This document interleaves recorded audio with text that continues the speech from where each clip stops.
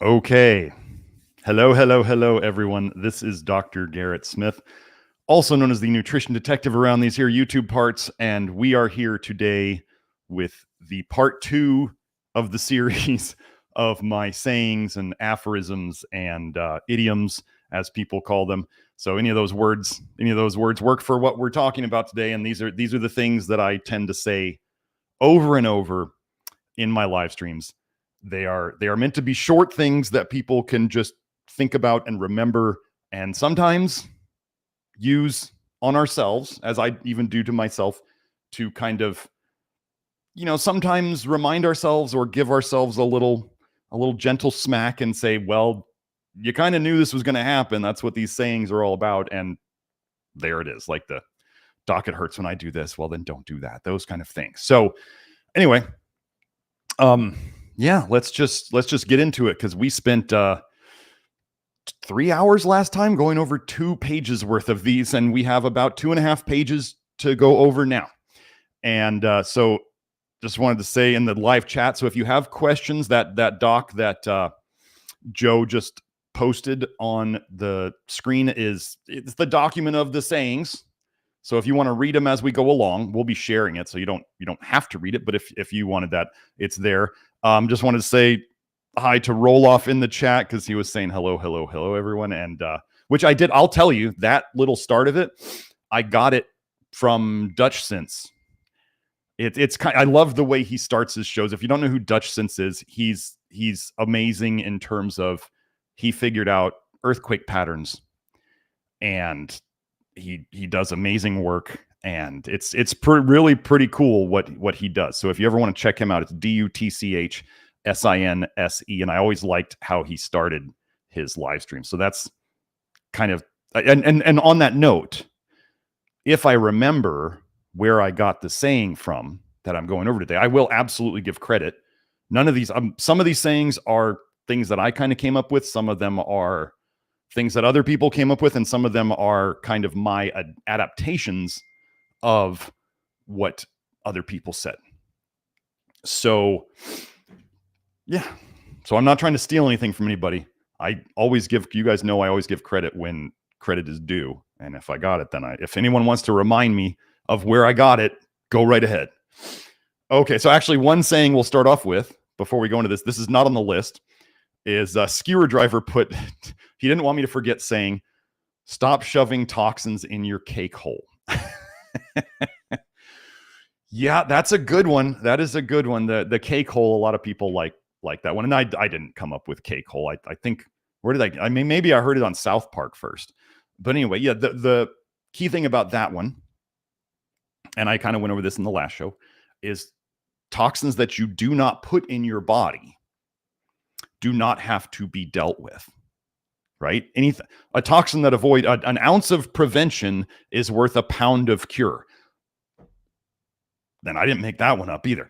So an ounce of prevention is worth a pound of cure. So think of, if you avoided an ounce worth of toxins, that is worth a pound of trying to detox them later. This is why, like, when people say, and as an example, they're like, oh, the mercury in salmon is no big deal because salmon has selenium in it. Now, I can show you the mercury on hair tests, and I can show you that everybody's deficient in selenium on hair tests. So if you're eating fish, the mercury is going through your system, and it's going to cause damage before it's dealt with. I went over a big example of this last time about like why you want to keep robbers and bad people out of your house. You don't want to let them in and then have to deal with them and then get them out. It's the same kind of thing. Don't bring toxins in that you don't need to. So stop eating them. This is always the highest priority, is to prioritize stopping intoxing before you start prioritizing detoxing.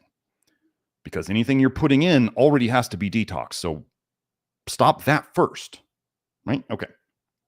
Oh, Lilium said, Dutch Sense is awesome. He really is. And I kind of stopped watching his stuff because I mean, earthquakes are going to happen, right? They're happening all the time, every day.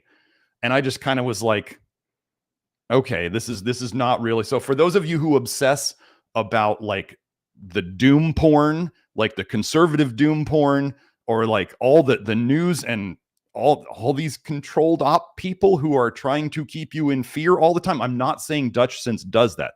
Dutch Sense is brilliant. He does what he does. And some people might think I'm doom porn, that I'm like, here's all the things poisoning you. Well, I'm going to remind you of what the things are, and then you choose what you want to do about it. But Dutch Sense is just doing his thing, and I think he's amazing.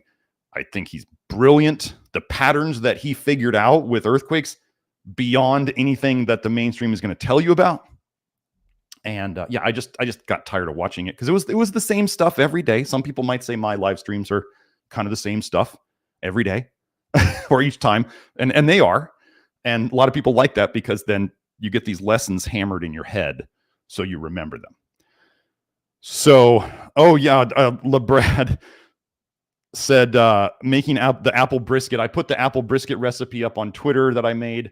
I put it up on in the Love Your Liver network. She said, or he's, I don't, about 4 hours left in the crock pot. Thank you for the recipe. Happy New Year. Very thankful to find this knowledge this year. You are very welcome. The apple brisket, I actually simplified it. I made it for Christmas. And I didn't put in the apples. I was like, why? And then I thought, you know what? I don't really want the onions in it either. From the first time I made it, and it was really just brisket and apple cider and some apple cider vinegar and salt, and yeah, that was the basic recipe. So I simplified it even more, and then just so you know, after you make the brisket, take it out, cut it up, shred it, and then put it back in the crock pot juice, and then serve it. Amazing. So yeah, that's a very easy recipe to do. Eve was asking, what about tuna? Tuna is the worst fish you could eat, basically. Tuna is the worst in terms of mercury. Shows up on hair tests. When I see people who eat canned tuna, especially, it looks like they go to sushi regularly. And sushi and canned tuna are like so obvious on hair tests. So, yeah. Joe was saying Dutch needs an app to filter out his alerts for people so that if you live in a zone that you get an alert. That would be nice. It's kind of like having to watch his show daily can get, it's like you might want to watch it later so you can just zoom forward to the part that is related to your area. I live in Arizona, where southern Arizona has no fault lines, really. Northern Arizona has them. So I was kind of like, why am I watching this? I don't really need to worry about. That's not a thing I got to worry about. I don't have to worry about volcanoes. I don't have to worry about fault lines here. So anyway, oh, hello, Beth. Nice to have you here, Beth Martins. We did, Beth, if you want to post some of the episodes that I did with you, Beth, your podcast, feel free to post those in the chat. Yeah, absolutely. So let's keep going. Let me get to the sheet. Okay, Joe, you can bring up the sayings. So this is the first one. Oh, you need a wrench here. What does that mean? I think you might need to, yeah. Well, hold on.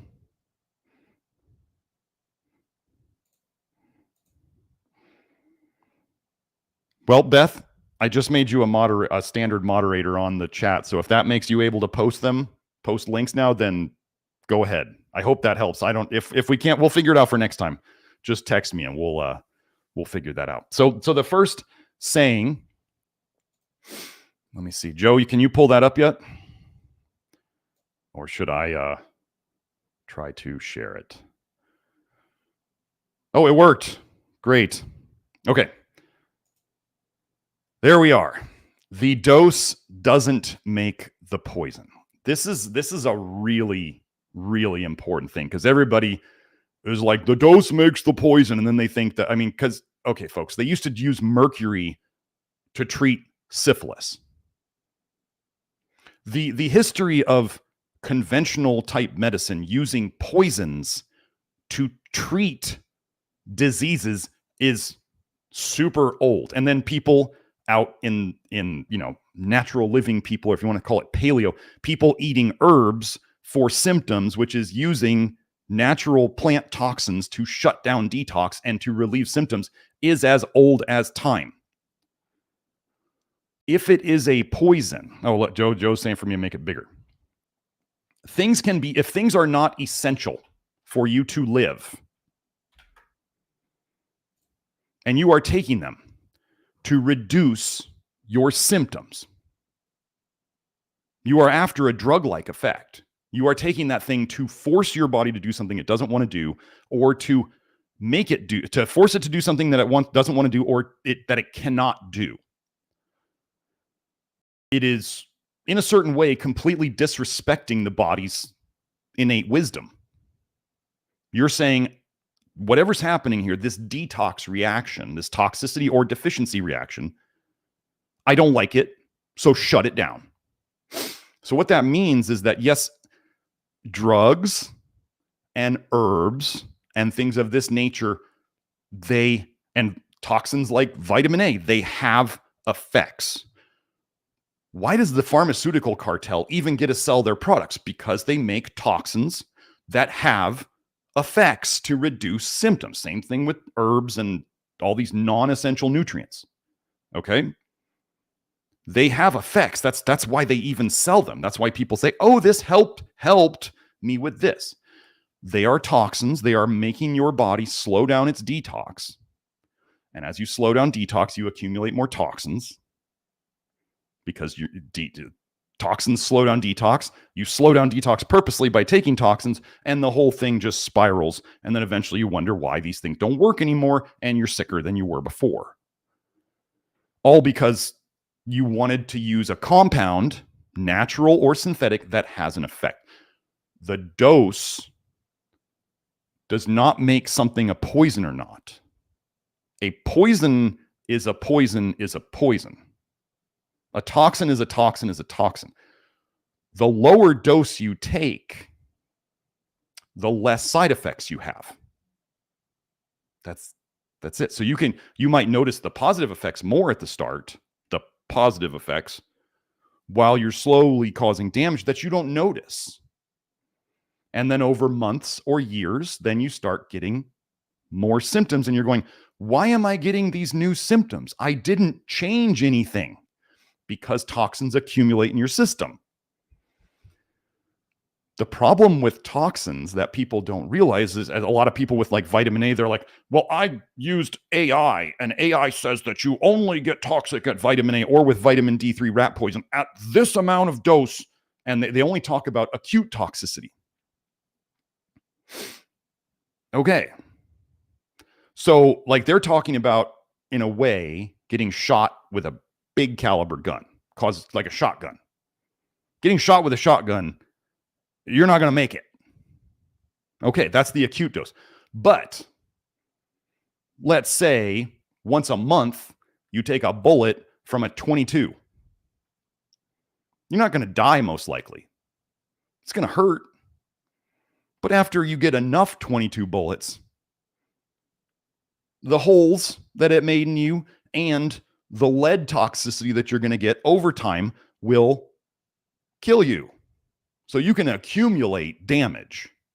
And this is what people are so, their brains often don't recognize it because it's too scary for them, or it's just too much thinking. And they're going, wait, I don't want to think about something that's going to happen in a year. Or they'll say, I've been taking this supplement or this drug or whatever for 6 months or 2 years, and I'm fine. And then you're looking at them and you're like, you're not really fine. You're getting worse slowly, and we all see it, but you're fine. So the dose makes the poison. The saying of the dose makes the poison is what I call one of the pharma cartel's favorite sayings, because they're like, it's not toxic to you if you don't take too much. That's really what they're saying. It's not a toxin if you don't take too much. And then they'll say, oh, you can even kill yourself with water. Or you could get zinc toxicity. Yes, you can. You can overdo anything. Is it that water is a toxin? No, you could overdo it and kill yourself with hyponatremia, which is low blood sodium. So you've diluted your blood too much that you've caused a problem with something else. You could take too much zinc that causes a problem with something else. Is it that zinc is toxic by itself? No, but you can cause other problems. So essential nutrients are not toxins, but they are by definition essential. Other things that are not, anytime you're taking anything that is not essential, and that list is very, very short, especially in supplements. There are no essential pharma cartel meds. There are no essential oils. There are essential minerals and essential things like protein and amino acids that you do need to live. And with those, typically you need big doses of those to cause problems. But with, as many of you know who are sensitive out there, you start taking low doses of these things that are not essential, and oftentimes you get symptoms very, very quickly. If you're a sledgehammer type where you hardly feel anything, then you can poison yourself for a long time and you don't feel anything because you're just not sensitive like that. So anyway, the dose makes the poison is like, this is what the pharma cartel uses to dupe you into taking their stuff. And this is what they'll use to like when we're talking about mercury to treat syphilis. My dad had a joke about it when I was younger. He would say, well, mercury was really good at treating syphilis if it didn't kill you first. What about chemotherapy? Oh, chemotherapy might make your cancer go away if it doesn't kill you first. And if you do chemotherapy enough times, it's going to kill you. That brilliant saying that was on, I think I went over it last week, where one guy said, the reason on Twitter, this was so brilliant. He said, the reason why doctors can give people with cancer an amount of time they have to live is because they're going to give them specific toxins that they have a good idea of how long they can actually live while being poisoned by that. Like, they know how long you're going to live when they're going to poison you. They have experience. They have patterns of these toxins. It was the 5th round of chemo that killed my dad. So, yeah. Anyway, the dose, a poison is a poison. That's really what it should be. The dose does not make the poison. A poison is a poison is a poison, and the dose simply changes the effects. That's it. Like, I mean, and the other argument you can do, at what dose, this is always my fun one, at what dose is mercury not a poison? At what dose is cadmium not a poison? At what dose is arsenic not a poison? People who use this, the dose makes the poison saying, all of a sudden tend to become very quiet. Or they'll try to create a straw man argument. They're like, no, it's a poison. There is no benefit. I always joke about that. I say, I know of no benefit to mercury or cadmium or arsenic.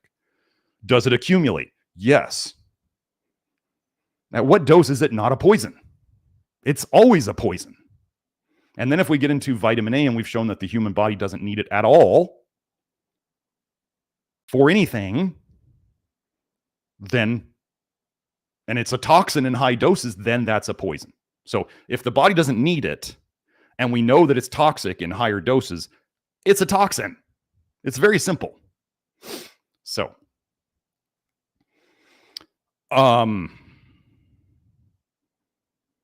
yeah, we'll get to the super chats. Don't do too many super chats, or I may have to push them over to next week. So I got to get through these because I don't want to have a part 3 of this. I mean, maybe I could. So anyway, let's go back to them. Okay. Your physiology doesn't care about your philosophy. This is a very important one. Okay. A great example was, I was talking to somebody on Twitter the other day about this. And I was talking about how people figure out their own best diet in the process. And I said, well, like, I use the red meat as an example. Okay, some people feel better when they eat more red meat. Some people feel better when they eat less red meat and more of other animal protein sources, or even maybe more plant protein sources. And they have to figure this out themselves. And I actually tagged Hit the Books V on Twitter because he was going through it. And he said the time in his life when his ferritin was in my optimal range was when he was vegan and he had started noticing as he was doing a low vitamin A diet that he wasn't feeling as good if he ate too much red meat.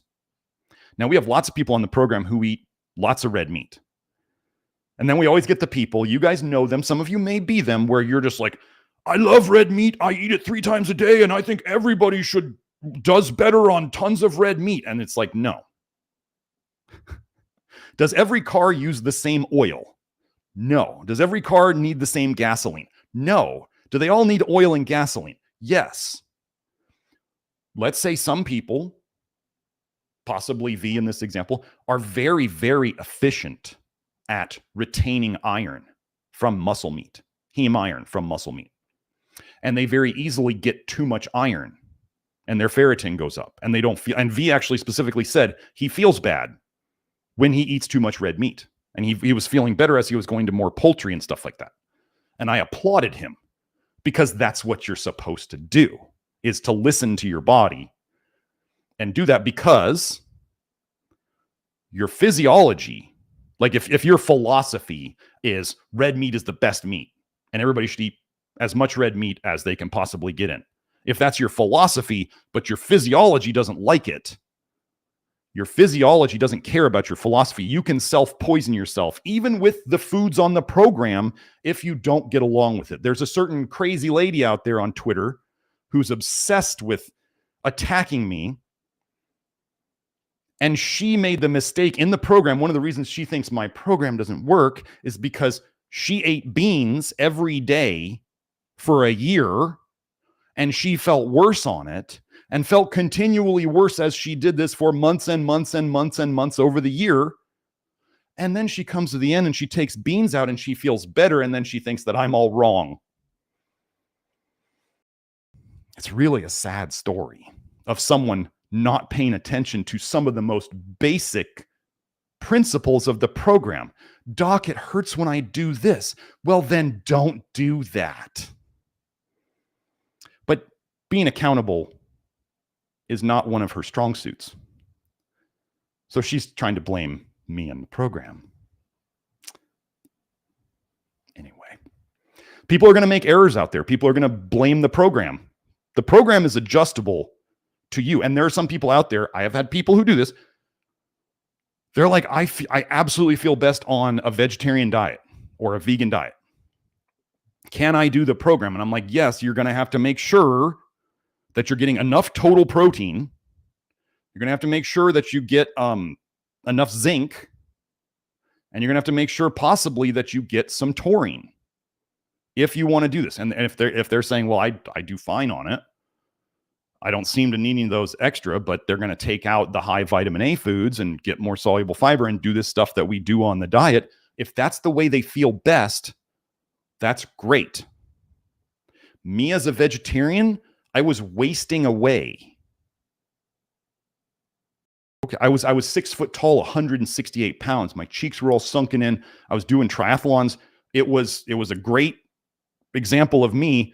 I'm not a long distance athlete, and I need muscle meat. But I don't eat red meat at every meal because I don't feel my best when I do eat red meat at every meal. So I don't. It's pretty simple. So we are trying to, one of the things that's a very real thing is, I imagine this, like if I was, so I'm like 97.5% Northern European, like Norwegian and Swedish. Okay. That's my genetic background. If, let's say, in Norway and Sweden, if that stayed very genetically confined, like there was not people from other races coming in there and mixing, right? I think about this. How easy would it have been for a guy like me to be a doctor in a group of people where all the genetics were super similar? I'm like, this would be so easy because everybody would generally do well on the same types of foods because the physiology is the same. Now you start going and taking and mixing races and mixing genetics, and maybe you get the genetics for tolerating one type of food from your dad, and you get the genetics for tolerating another food from your mom, but then the food that you grew up on is the wrong thing for you, you got a problem. So maybe your brother tolerates your mom's food great, but you don't.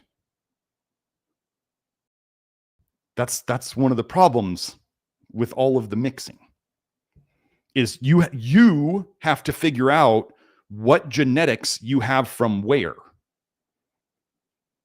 I can't do that for you. I can't be like, people think that I say everybody should eat tons of beans, or they say everybody should eat all of this. And I'm like, no, you absolutely missed the boat and missed the whole point of the program. Okay? Like, people absolutely do this. They're like, Dr. Smith speaks so highly of beans, and so I'm going to eat tons of beans. And they get on the program, they're like, I don't feel so great on beans. And I'm like, so find something else.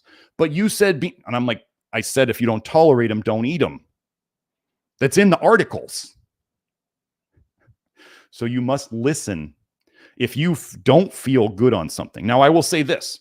I have been experimenting with both more barley in my diet and more sorghum in my diet recently.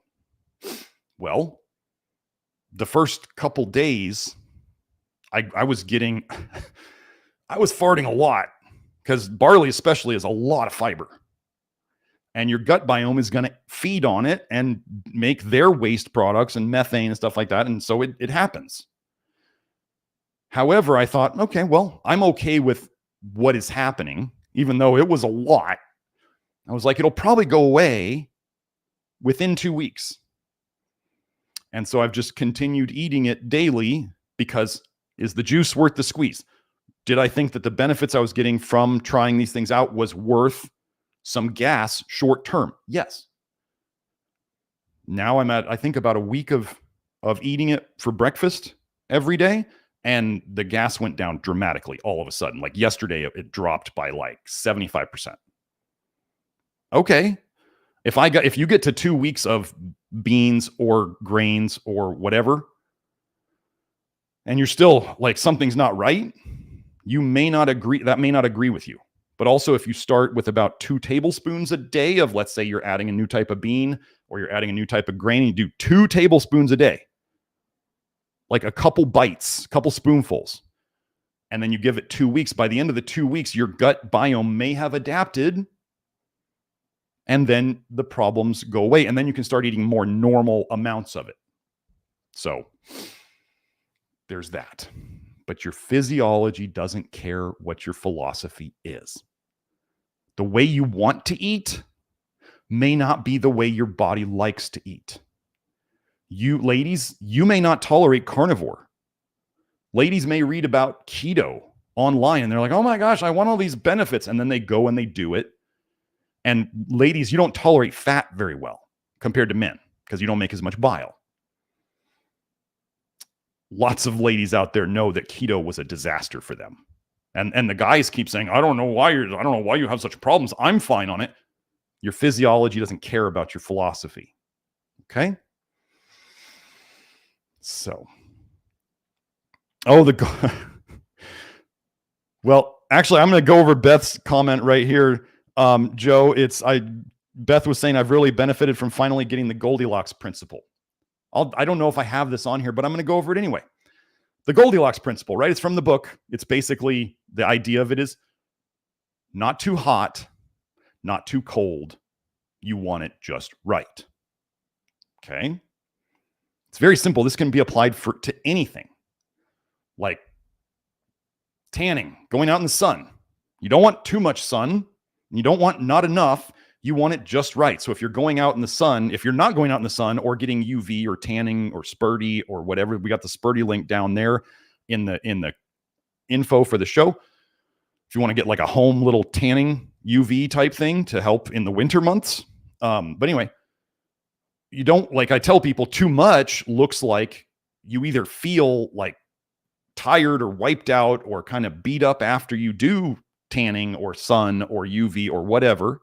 That's, you did too much. You dumped too much bile and it leaked into your system and you felt bad. So next time you need to do what? Not too hot, not too cold, not too little, not too much. So that would have been too much, and you do less. Okay.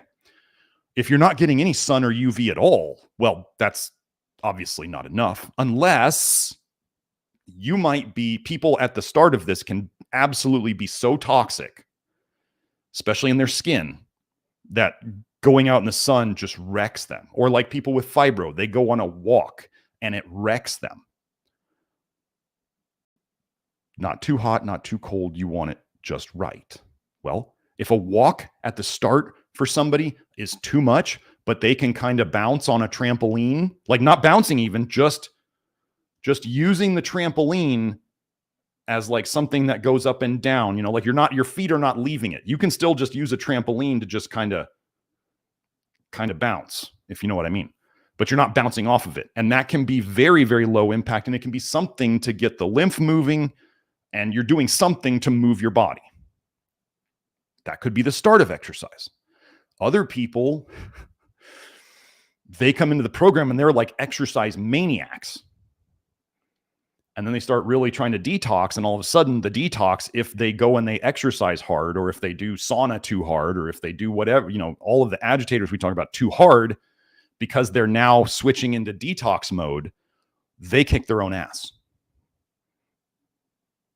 There was a period of time in my detox where I was knocked back to just walking around my neighborhood, 30 minutes to 60 minutes in a day. And I just one of the things you got to know with this program is you got to have some faith based on all the people you've read about and their good testimonials that it's going to work. And I was forced to have faith in myself in this whole thing, that I think this is going to get better. I think it's just like I'm dumping a bunch of crap, and I got a lot of crap stored in my liver, and I just got to just do what I can and keep going. Now, I didn't want to make it worse, but I did, exercise is good for your mental state. So I was deciding at that time, I'm going to keep walking.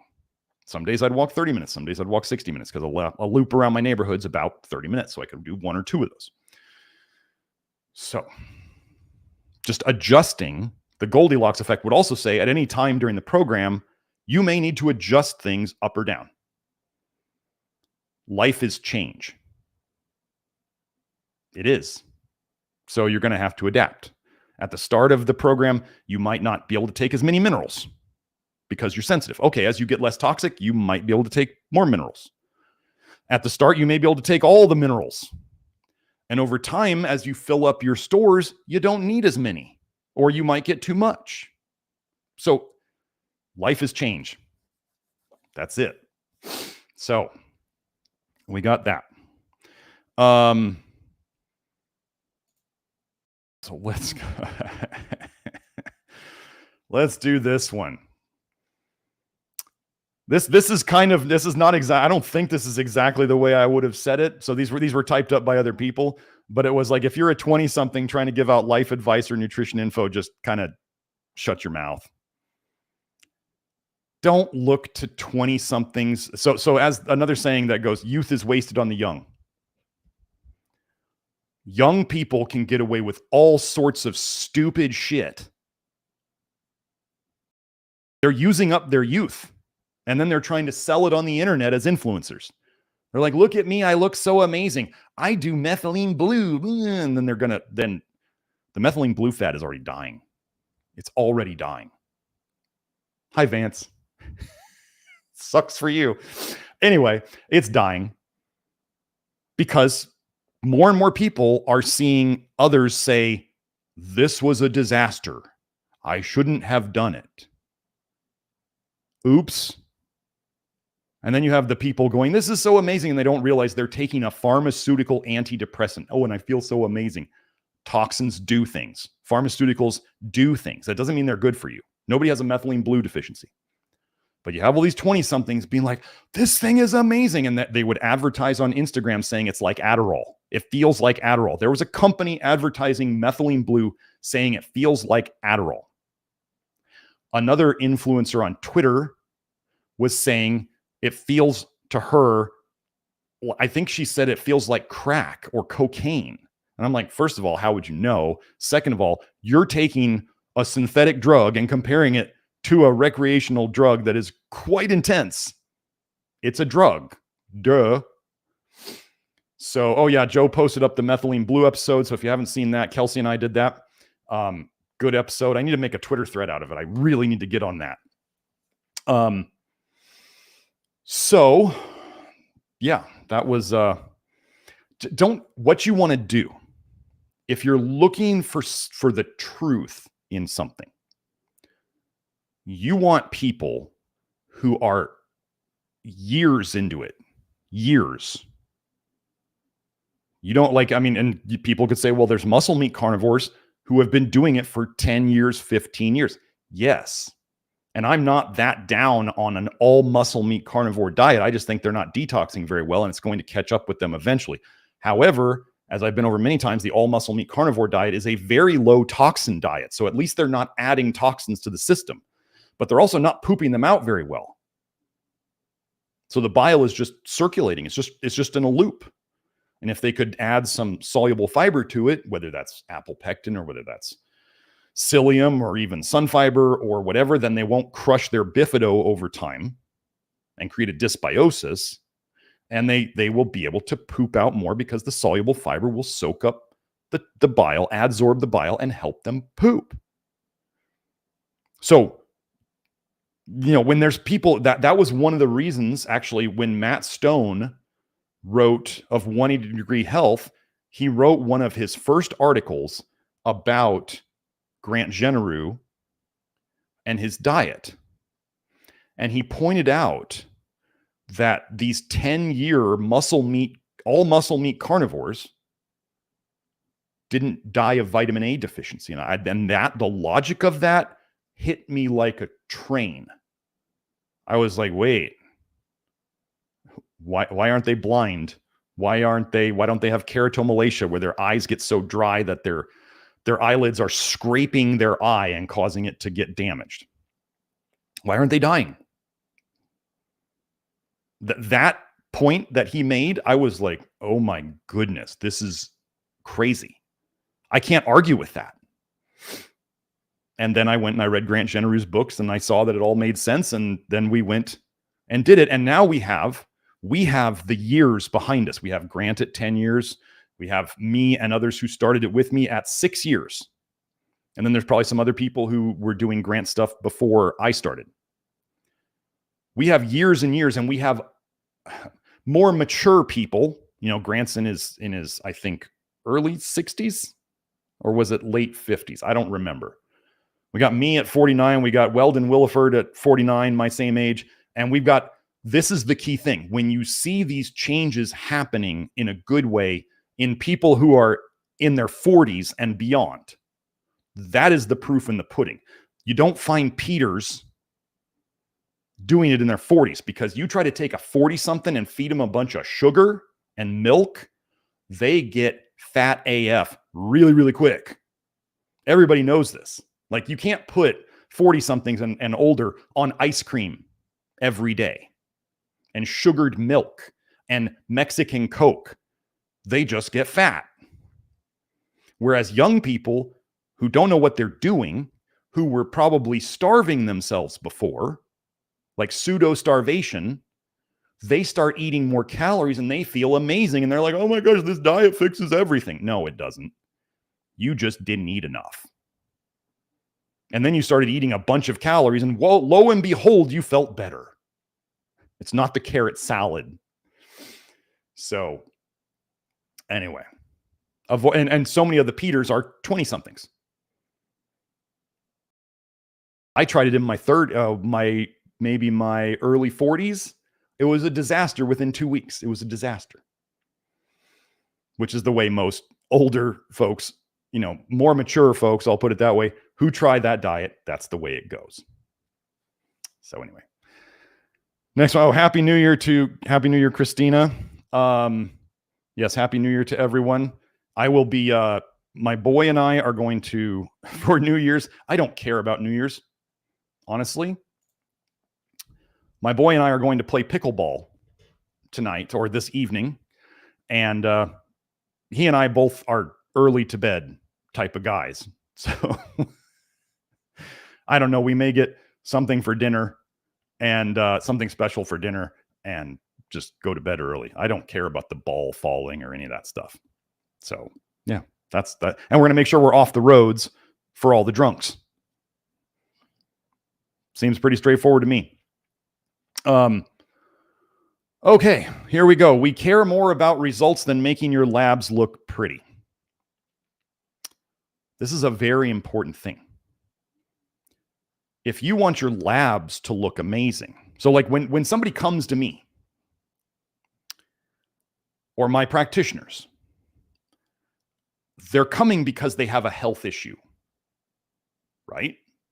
I mean, there's always the people who are coming, they're like, oh no, I'm in perfect health. I just want to maintain it. And those are very few and far between. And as I start talking to them more, it's like, you're not all fine.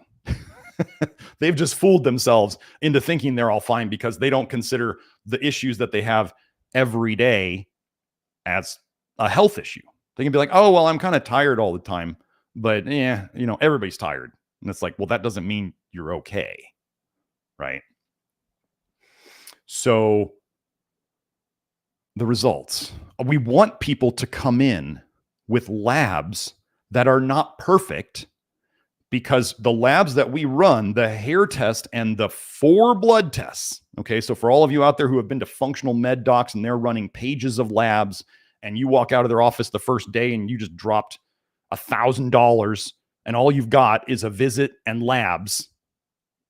And then you go back in the next time to go review these labs and they tell you, well, this lab is not optimal and this, and you need these 5 supplements and that'll be $300, $400 a month. And then you come back in 3 months, you got to run the same panel again. And maybe your labs look better. Maybe they don't. But oftentimes people come in and they're like, yeah, I don't feel any different because I did the functional medicine thing for a while. I took multiple courses in it and I did it and I watched it happen. I'm selling people these expensive supplements that are all these giant mixtures of things. And I realized they were just trying to push the labs a certain direction. That's all they were doing. They wanted the labs to look better, not necessarily the symptoms to get better, because they're just looking at research and going, oh, well, this supplement lowers hemoglobin A1C. Does that mean you're better? Well, there's actually research out there that shows that diabetics who manage their hemoglobin A1C better with drugs actually die sooner. Do you know that? So for people obsessing over hemoglobin A1C, you can make it look better on a lab by taking metformin, which is actually a copper chelator. I go over that in another show. But you can make it look better, but it doesn't mean that you're healthier. Semaglutide lowers hemoglobin A1C. Go watch my episode on semaglutide and the other GLP-1 receptor agonists and what a disaster that's going to be. They just started having like an eye problem. I posted on Twitter the other day. There's a new eye problem showing up with semaglutide Ozempic users. And now there's Ozempic face, which is where people are getting drawn because they're basically starving. There's Ozempic butt, where they're losing their butt. When you're losing a lot of muscle, one of the first things to go is your butt. And, the middle-aged man butt where it's gone kind of thing, you don't want that. That's like a quick road to back pain too, is to not use your butt. And I'm just going to say it right now, is if you haven't felt your glutes like get sore from a workout in years, and you're wondering why you have back pain, it's because your glutes are not doing anything, or you're not doing exercises to keep them awake and functioning. Glutes are very, very important in keeping you upright and out of pain. And many, many people do nothing for them. So let's see. Oh yeah. So sorry. Let me finish up that one. Sorry, Joe. I ask people this when they're like, let's say that somebody comes in to see me or one of my practitioners and they look at their labs and they're like, oh, my labs don't look good at all, do they? And it's like, no, we want to have things that we can work on. We want to see toxicities. We want to see deficiencies because we know we can fix those. If somebody comes in and they have health problems and their labs are perfect, there's not much to do. I'm not going to say that this happens often. However, I'm going to lay this out for you right now. When somebody comes in and they have health issues and their labs actually look really quite good, that's actually a very bad sign. It's actually a very bad sign. It means their system is like, it's reached a weird homeostasis. An example in the short term would be, I forget what it's called, but it's like people in hospice who are close to dying, unless they're doing really, really bad.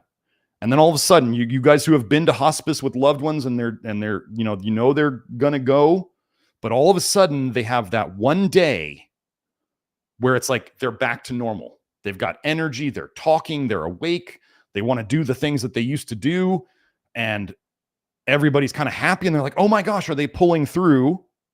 And then they die the next day. My buddy just had this happen with his dad, his dad died fairly young. I think he was in his 70s. And one of the dad's favorite tricks to get better when he wasn't feeling good was he would take high dose vitamin A and high dose vitamin D. And I talked to my buddy about it, and he's like, dude, I can't get him to stop it. He just says, I know what I'm doing and I'm going to keep doing it. And he got really bad colon cancer. And, my buddy had to watch him, but he said he had that day where everything was, the dad woke up, he's happy, he's energetic, he wants to play Sudoku like he used to, and all this stuff. And then the next day he was gone. And my buddy knew it. He had heard of this and he was like, yeah, I'm going to be here all day because this is not a good sign. So if somebody has perfect labs and they're really sick, that's kind of the lab. It doesn't mean they're going to die the next day, but it's kind of the lab version of that last burst that people have before they pass, which is kind of a nice thing that nature does this so that you can have one nice last day with them. But somebody said it's actually the body is like yanking all the good minerals out of the tissues to make this last appearance. And then you've yanked everything out and then they pass. That was one theory about it. But anyway, yeah, really terrible labs. I mean, really good labs in a very sick person is kind of the lab equivalent of that. And what I tell these people and what I tell my practitioners to tell these people is that if somebody has really good labs at the start and they start doing what we do, what our plan is that their labs are going to look worse. And you're probably going to be sort of the initial reaction that people have is they're disappointed. They're like, why did my labs get worse? And then we ask them, do you feel better? And they go, yeah, I feel better, but my labs got worse. We don't care. Cleaning up is a messy job. That's another saying that we should add to it. Cleaning up is a dirty job. Detox is a dirty job. It's going to look uglier at the start. Just like if you clean your house, you got to move things all around. Your house is messy. You can't use things like you used to. And then you got to put everything back when it's done. But after you clean up and then you put everything back, then it's clean and it's livable. But the process of cleaning up is a dirty job. And so if somebody is feeling better, yet their labs look worse, that's part of the recovery. Now, let me tell you, the only update I'm going to give you on the secret supplement today, I just did all my labs again. What I call the detox explosion that has happened in 1 month of taking the new secret supplement is outrageous. It is so much so that I'm going to wait another month to run the labs again before I choose or not to go over them, because I want to see everything calm down, because that is the typical process. Most people out there, even people in the program, wouldn't understand what they were looking at in terms of what I call a detox explosion. And it is really like a detox explosion. And my hair test and my blood tests, especially my toxic metal stuff, looks worse. Am I taking toxic metals? No. Are they coming out of my tissues because of what I'm taking? Yes. So does my test look worse? Yes. Detox, cleaning up is a dirty job and things are going to look worse. Am I doing better? Yes. Actually, one of the little minor symptoms that I've had for a very long time is actually kind of going away almost completely. And it definitely could have involved toxic metals in my nervous system that were stuck there. That the detox program by itself wasn't getting out very fast. And then all of a sudden, I incorporated this and boom, in a month, dumping tons of stuff. So, yeah, okay. But we have the label done for that the super secret supplement, and I'm so excited to get it out because I think it's going to help people a lot. So yeah. Oh, sorry. The last thing on that saying, would you rather have perfect labs and feel like garbage, or would you rather feel great and have labs that don't look perfect?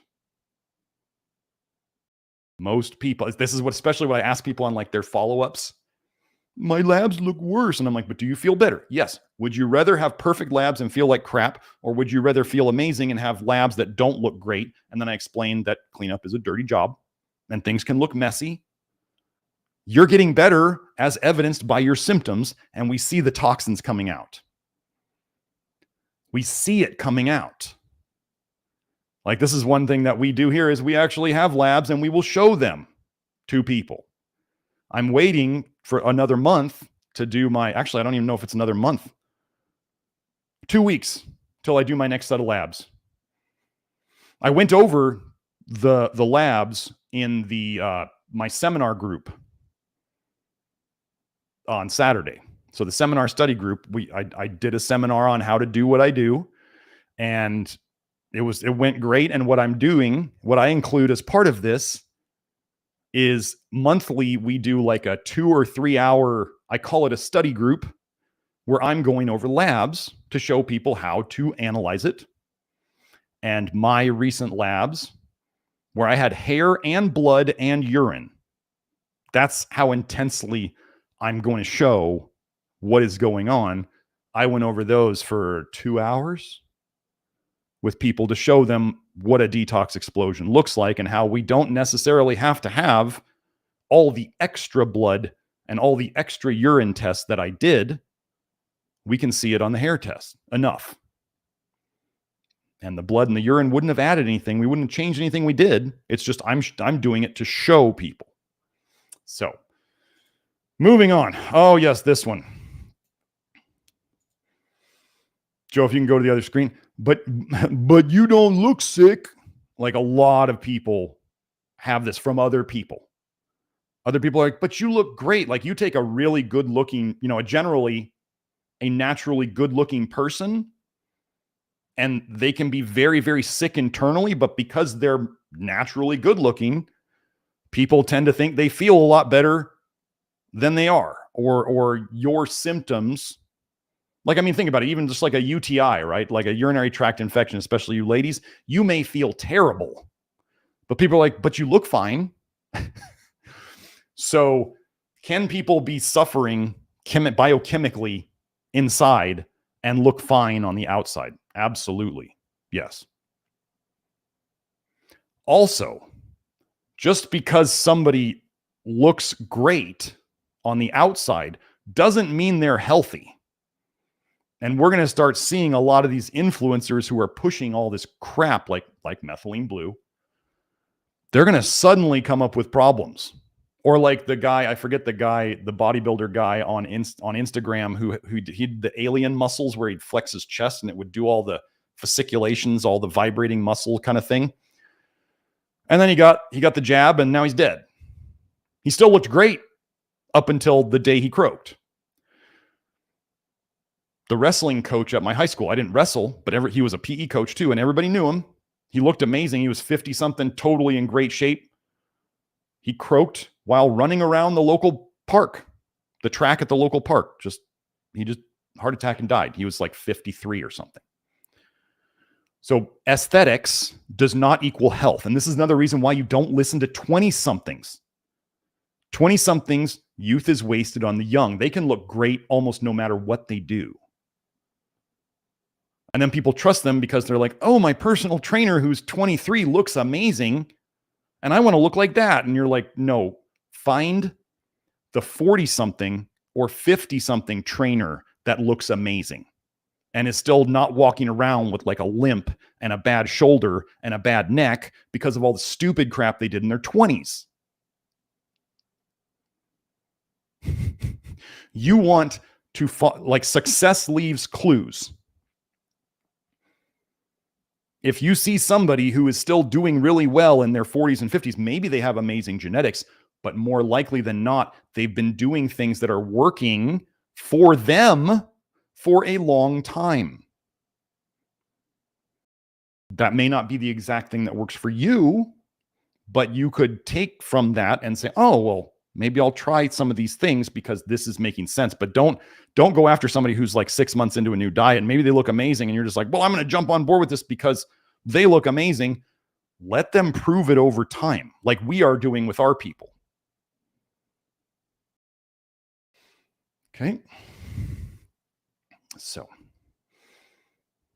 yeah, this one will be quick. When will you realize that they are not interested in your health? I posted a paper yesterday, a scientific paper about how they were. So those of you who have heard about eating the bugs, you will eat the bugs. Well, there was a paper about fortification of edible insects with UV treatments to have them make more vitamin D in them so you get to eat it. So they can give you the rat poison through the bugs. They insist on you being fortified with rat poison somewhere. If you're not going to be taking a pill, if you're not going to be drinking dairy because they want to take away dairy, which is not a terrible thing, but if you're not going to be drinking dairy because they're going to take that away from you, so they take away a good source of protein, which they do not want because people who can resist generally eat more protein. So why do they want to see animal products in general go away? Because it's a good source of protein and people need protein to have muscles. Muscle meat is the best one and the only one that we really use in terms of animal protein, but still people can get enough protein from those other animal sources. There's other issues with it, but it's a lot of protein. So then they're going to give you your bugs. So that, and then they give bugs insecticides so they can give you insecticides too.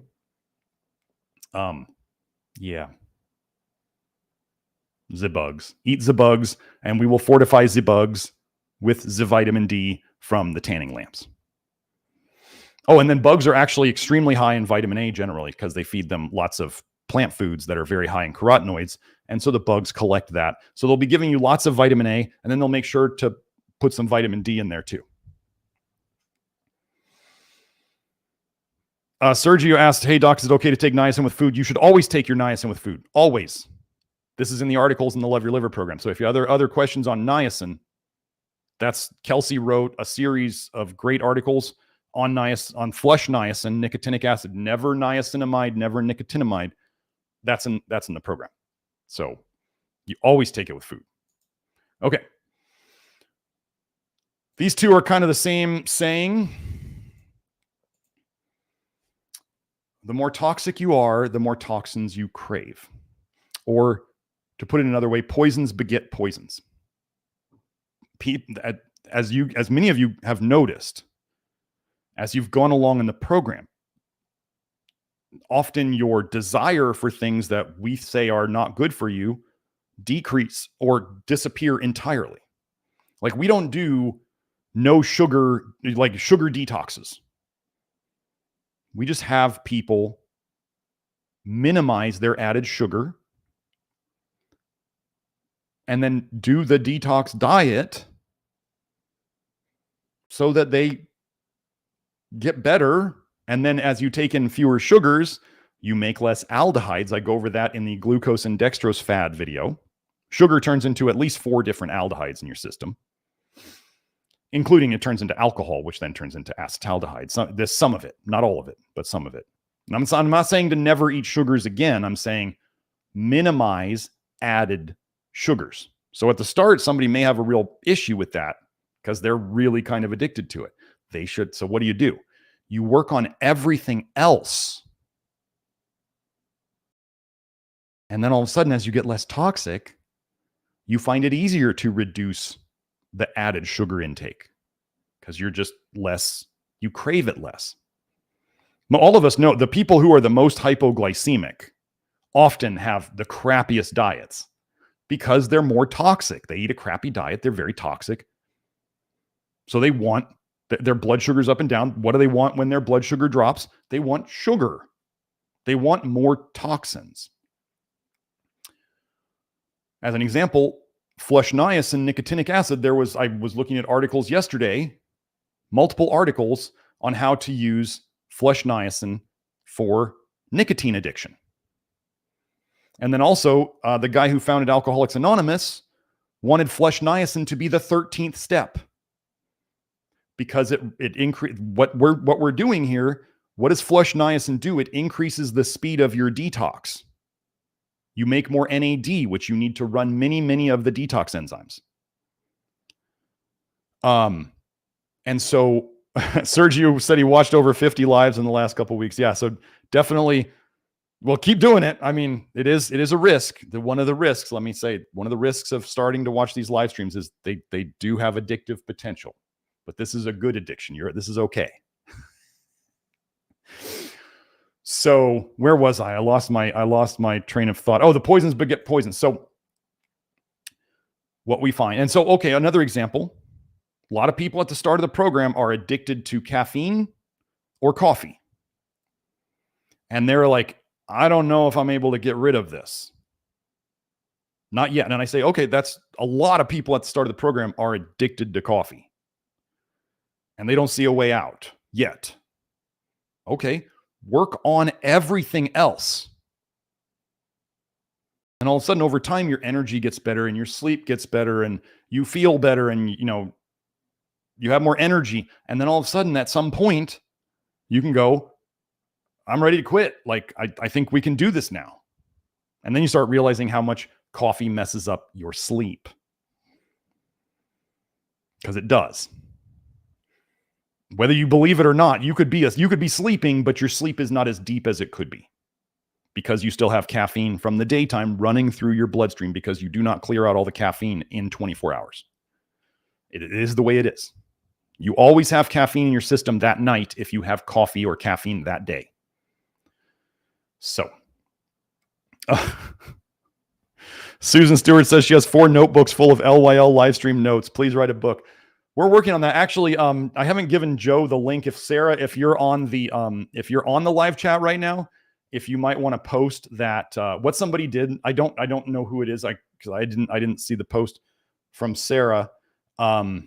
Sarah told me about it, but somebody in the Love Your Liver network transcribed all of the live streams. I don't know if they did all of the videos on the channel, but they transcribed all the live streams for sure.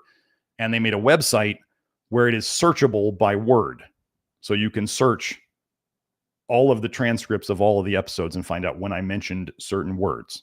So I will see if we can't get that link up here sometime today. If not, I'll get it next week. Yeah, that's pretty cool. So thank you to the person who did it. I didn't go and check the post. Sarah just told me about it and she's like, it's amazing. And I was like, wow, awesome. Thank you to whoever did that. So, Lilium, is that who it is? Robert C posted, but it's in the Love Your Liver network right now. Susan, I don't have the link right now.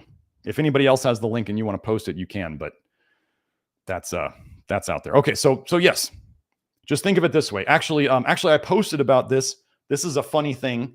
I think I mentioned this last week, but I posted on Twitter about this, is that I think a lot of, so women have menstrual cycles as a way of expelling toxins. While you still have a menstrual cycle, ladies, so you want to try to get rid of your toxicity while you're still menstruating, or especially for young girls, that you want to get rid of it before they start menstruating so they don't have all the menstrual problems before you get to menopause, if you can, because at menopause, you lose that other detox pathway. Whereas men, I think a lot of the problem with too many men masturbating to, and ejaculating too often is that it is actually an internal design where they get an urge to ejaculate because that is the best way that they have at the moment to get rid of toxins in their testicles. It's a detox method.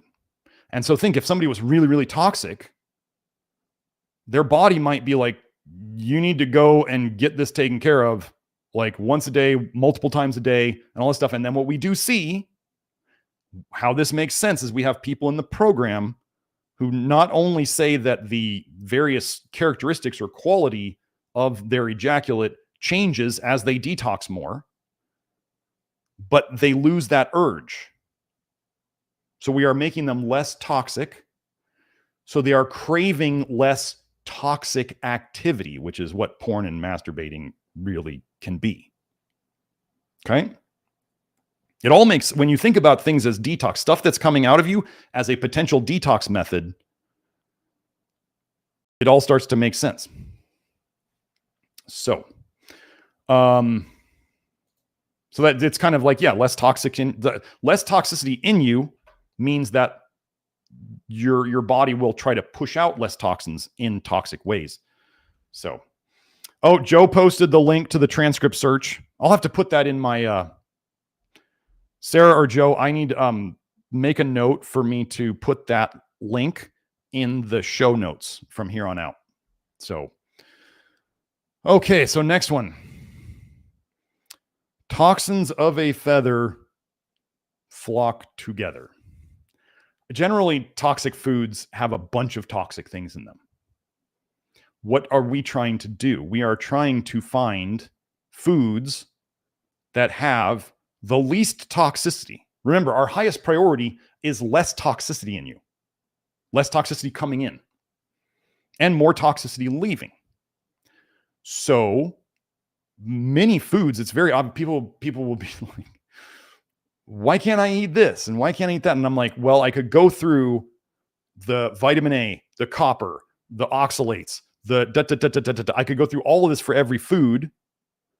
Really, what we're looking for is the foods that generally have the least of these things, and or, like, let's say oats or apples or beans, they have a lot of soluble fiber, so their detox capacity to help you detox is higher than whatever toxins may be in them. I mean, you can eat all muscle meat and have the lowest toxin diet possible. However, if you don't eat any soluble fiber, your detox sucks. Or you could eat tons and tons of soluble fiber. And that means plants only, because there's no soluble fiber in beef or chicken. And then you may be pooping tons and soaking up tons of bile, but you're not getting the protein. And you're also taking in, by nature, plants defend themselves with toxins. You're taking in more toxins than you would if you had the right amount of muscle meat. So we're trying to balance these things. Many people find it easier to turn off their brain if they're on an all muscle meat carnivore diet, as an example. They're just like, well, what do I eat? You just eat meat. Derp. They don't have to think anymore. People oftentimes don't want to have to think. This program, as is one of the sayings, this program is not for everyone, and it never will be. This program requires personal accountability, like some people, as I mentioned earlier, will not accept. This program is not for them.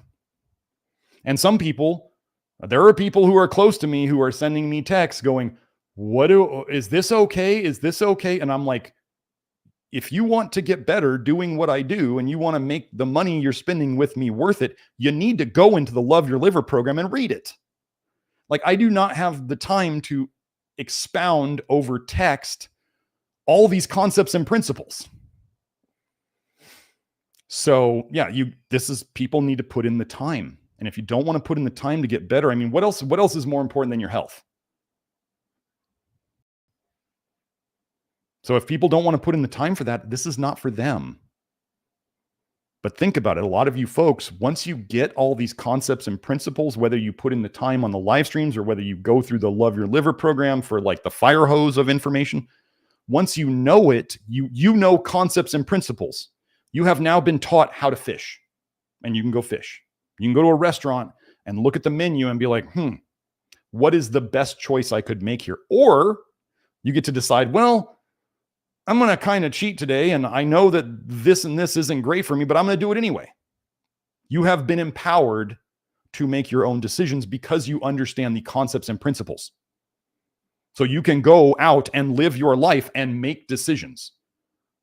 You're not you're not trying to listen to 10 different people's advice telling you what to do. You know it. You've experienced it by eating certain things and seeing how you feel. And you've watched, things, how they react in you. And you kind of know. Like, I mean, I know from my past, if I drink alcohol, I'm going to be stuffy all night. I'm going to sleep like crap. And I'm going to be sort of depressed the next day. I know this from patterns. Okay. Do I know alcohol is a toxin? Yes. Do I know that if I choose to make that, if I make that choice, what am I guaranteed to get? Is the juice worth the squeeze? Like, I can make that adult decision should I choose to. And as you get less toxic, it becomes easier for you to see the negatives. And then you start realizing the positives aren't there because, as many people have noted, as they get more detoxed and healthier, they don't want the alcohol as much. And they also notice that if they drink, they can tolerate more alcohol before they get a buzz. And so then it becomes, why am I forcing all this poison into myself to get the little buzz that then you have the symptoms the next day? Although most people do say that their hangovers are much less too. We are just increasing the speed of your detox system. So should you choose to take in toxins, you're going to get rid of them faster and better. But you also understand the price you're paying to do it. That's empowering? That's the true definition of empowering. So, Hound Jog, if you're saying you got bipolar when you quit wine, what happened was you started detoxing hard. Alcohol shuts down detox after a while. This is why people get so sick with alcoholism. And wine shuts down ALDH extra because it's got the sulfites in it. So the sulfur slows down your detox. The alcohol uses up your detox system, kicks vitamin A out of your liver into your system. And then it messes with bile. I think there's actually like a triphasic bile response. I'm not going to get into that today. But I think alcohol can slow things down for a while and then speed things up. And if you didn't know, you can store alcohol in your liver for up to a week after you drink. They are called ethyl fatty acid esters. Go look them up. They can test, I think they were saying they could test either your blood or your urine up to a week after you drink for those ethyl fatty acid esters, and they can tell if you drank within the week before. So alcohol does not leave your system by the next day, just so you know. The hangover might. That doesn't mean all the alcohol left. So, but yeah, generally toxins come together. Like as an example, oftentimes people go for the most toxic things. So like wine. Like wine is probably you got the resveratrol, you got the polyphenols, you got the sulfur in the sulfite, and then you got the alcohol. Whiskey, or like even those bourbon barrel aged beers, right? What makes whiskey or bourbon yellow or brown? Polyphenols, which come off the wood that it is aged in, the barrel. So you're taking an alcohol, a straight, what used to be a clear alcohol generally, and then you're making it yellow or brownish by adding polyphenols to it, which then make those polyphenols slow down your ALDH, which means you accumulate more acetaldehyde, which is why hangovers on colored spirits, colored liquors, are so much worse than clear liquors in general. So people are actually going after more and then bourbon barrel aged beer, right? They're putting dark beer in a bourbon barrel to soak up the polyphenols after that. So then you're taking beer, which has all the stuff in it, and then you're adding more to it. Also, it tastes like bourbon, which is awful.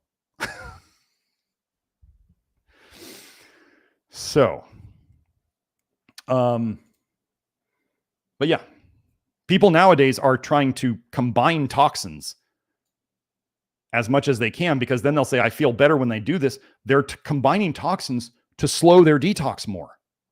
They have to do this. This is like polypharmacy. This is like people taking multiple medications. They start on one medication, they start getting symptoms, they take another medication for the side effects, and then they get side effects, and then they got to add another one.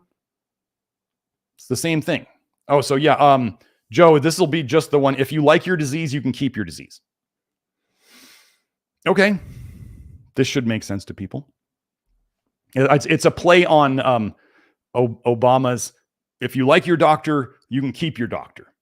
Well, people who tell me, like, okay, this will happen a lot on places like social media, where I might post to somebody, oh, this can be fixed. Like, here's a live stream all about it. Fibromyalgia, like, as an example.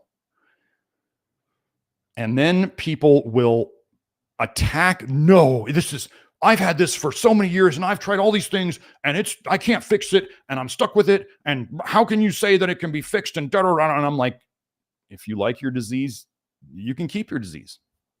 You can keep it. And then to add to this, if you keep doing the same things, you're going to keep getting the same things. So if you're doing something that is not fixing your disease over time, if you keep doing more of the same, if you keep thinking like people who think, oh, if I just take more antioxidants or this next magic supplement will fix me and I don't have to do any work, I just have to take a pill. No, it's not going to happen.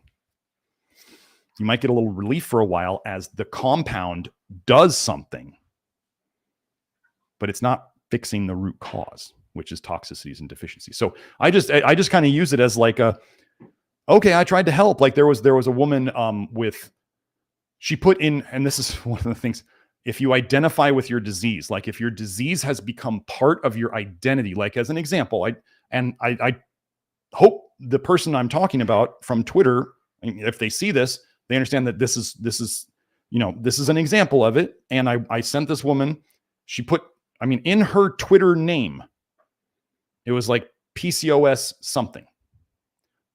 Okay, she identifies herself. The very first thing you see about this woman is PCOS.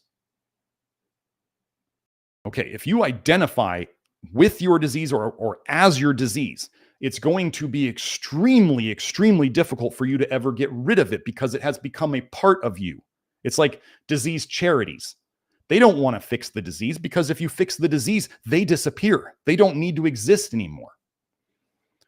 If somebody identifies as their disease, it's part of them. They would have to get rid of part of themselves to get better. Are they willing to do that? I don't know. If you like your disease, you can keep your disease. And so I sent this woman, I'm hoping it helps. I sent her my PCOS video, my PCOS and endometriosis video, my live stream on that. And she said, thank you. She seemed excited about it. So I'm hoping that it helps. That's why I sent it. But yeah, if you know people, or if you're one of those types of people where within like a minute or two of talking to somebody, that person tells you that they have a disease. Like they're almost like, hi, I'm Garrett. I have fibromyalgia. Like it's them. It has become them. They have become it. That's not that you have to stop doing that. It's like the whole manifestation thing. If you talk about you're diseased all the time, you're going to stay diseased and you're going to get worse. If you want to get better, even sometimes the most powerful things like that we do are not doing things via negativa, right? You want to get less toxic, the most important thing to do is to not eat toxins. You want to get better, the thing you could do is to stop identifying with your disease. Stop constantly talking about it. Stop constantly being on forums about it. Definitely avoid Reddit. What a waste of time that place is. Oh my goodness. They have heavily censored any mentions of my work. Just so you know what a cesspool Reddit is.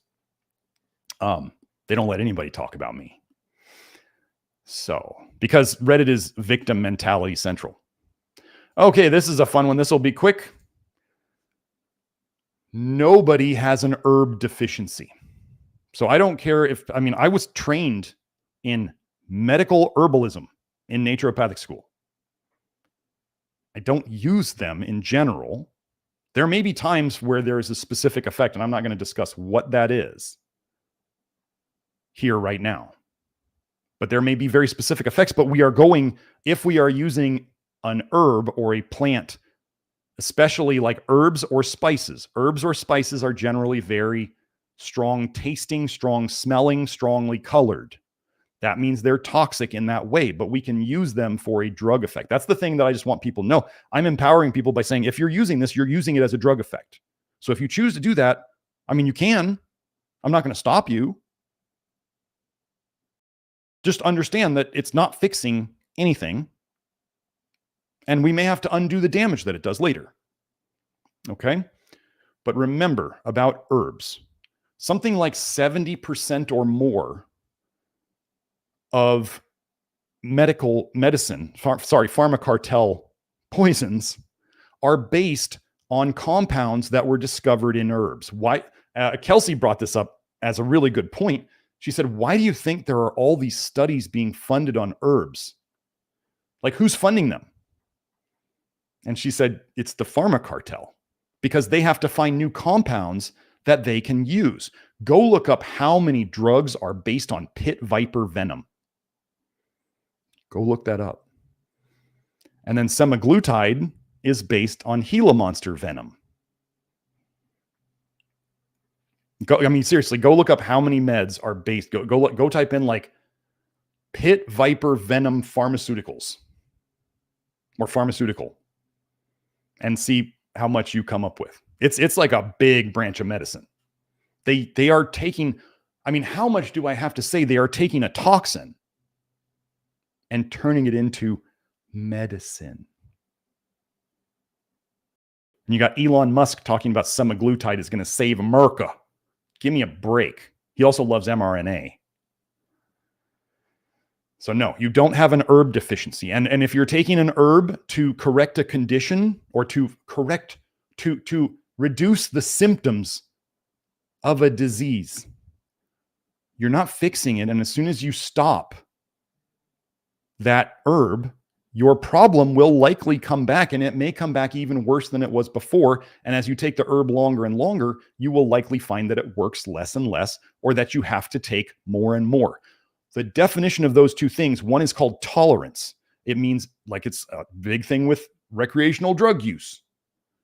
The longer you've been taking something over time, you need more of that thing to get the same effect. We just talked about that with herbs. Over time, people have to take more of the herb to get the same effect. That's tolerance. Okay, so withdrawal. Withdrawal is another thing with herbs. If you stop taking something and you get symptoms, when you stop taking it, that is withdrawal. And we were just talking about, if you take an herb for a long time for a condition and you stop taking it and your symptoms come back, that is the definition of withdrawals. People who can't stop their antidepressants because they get withdrawals.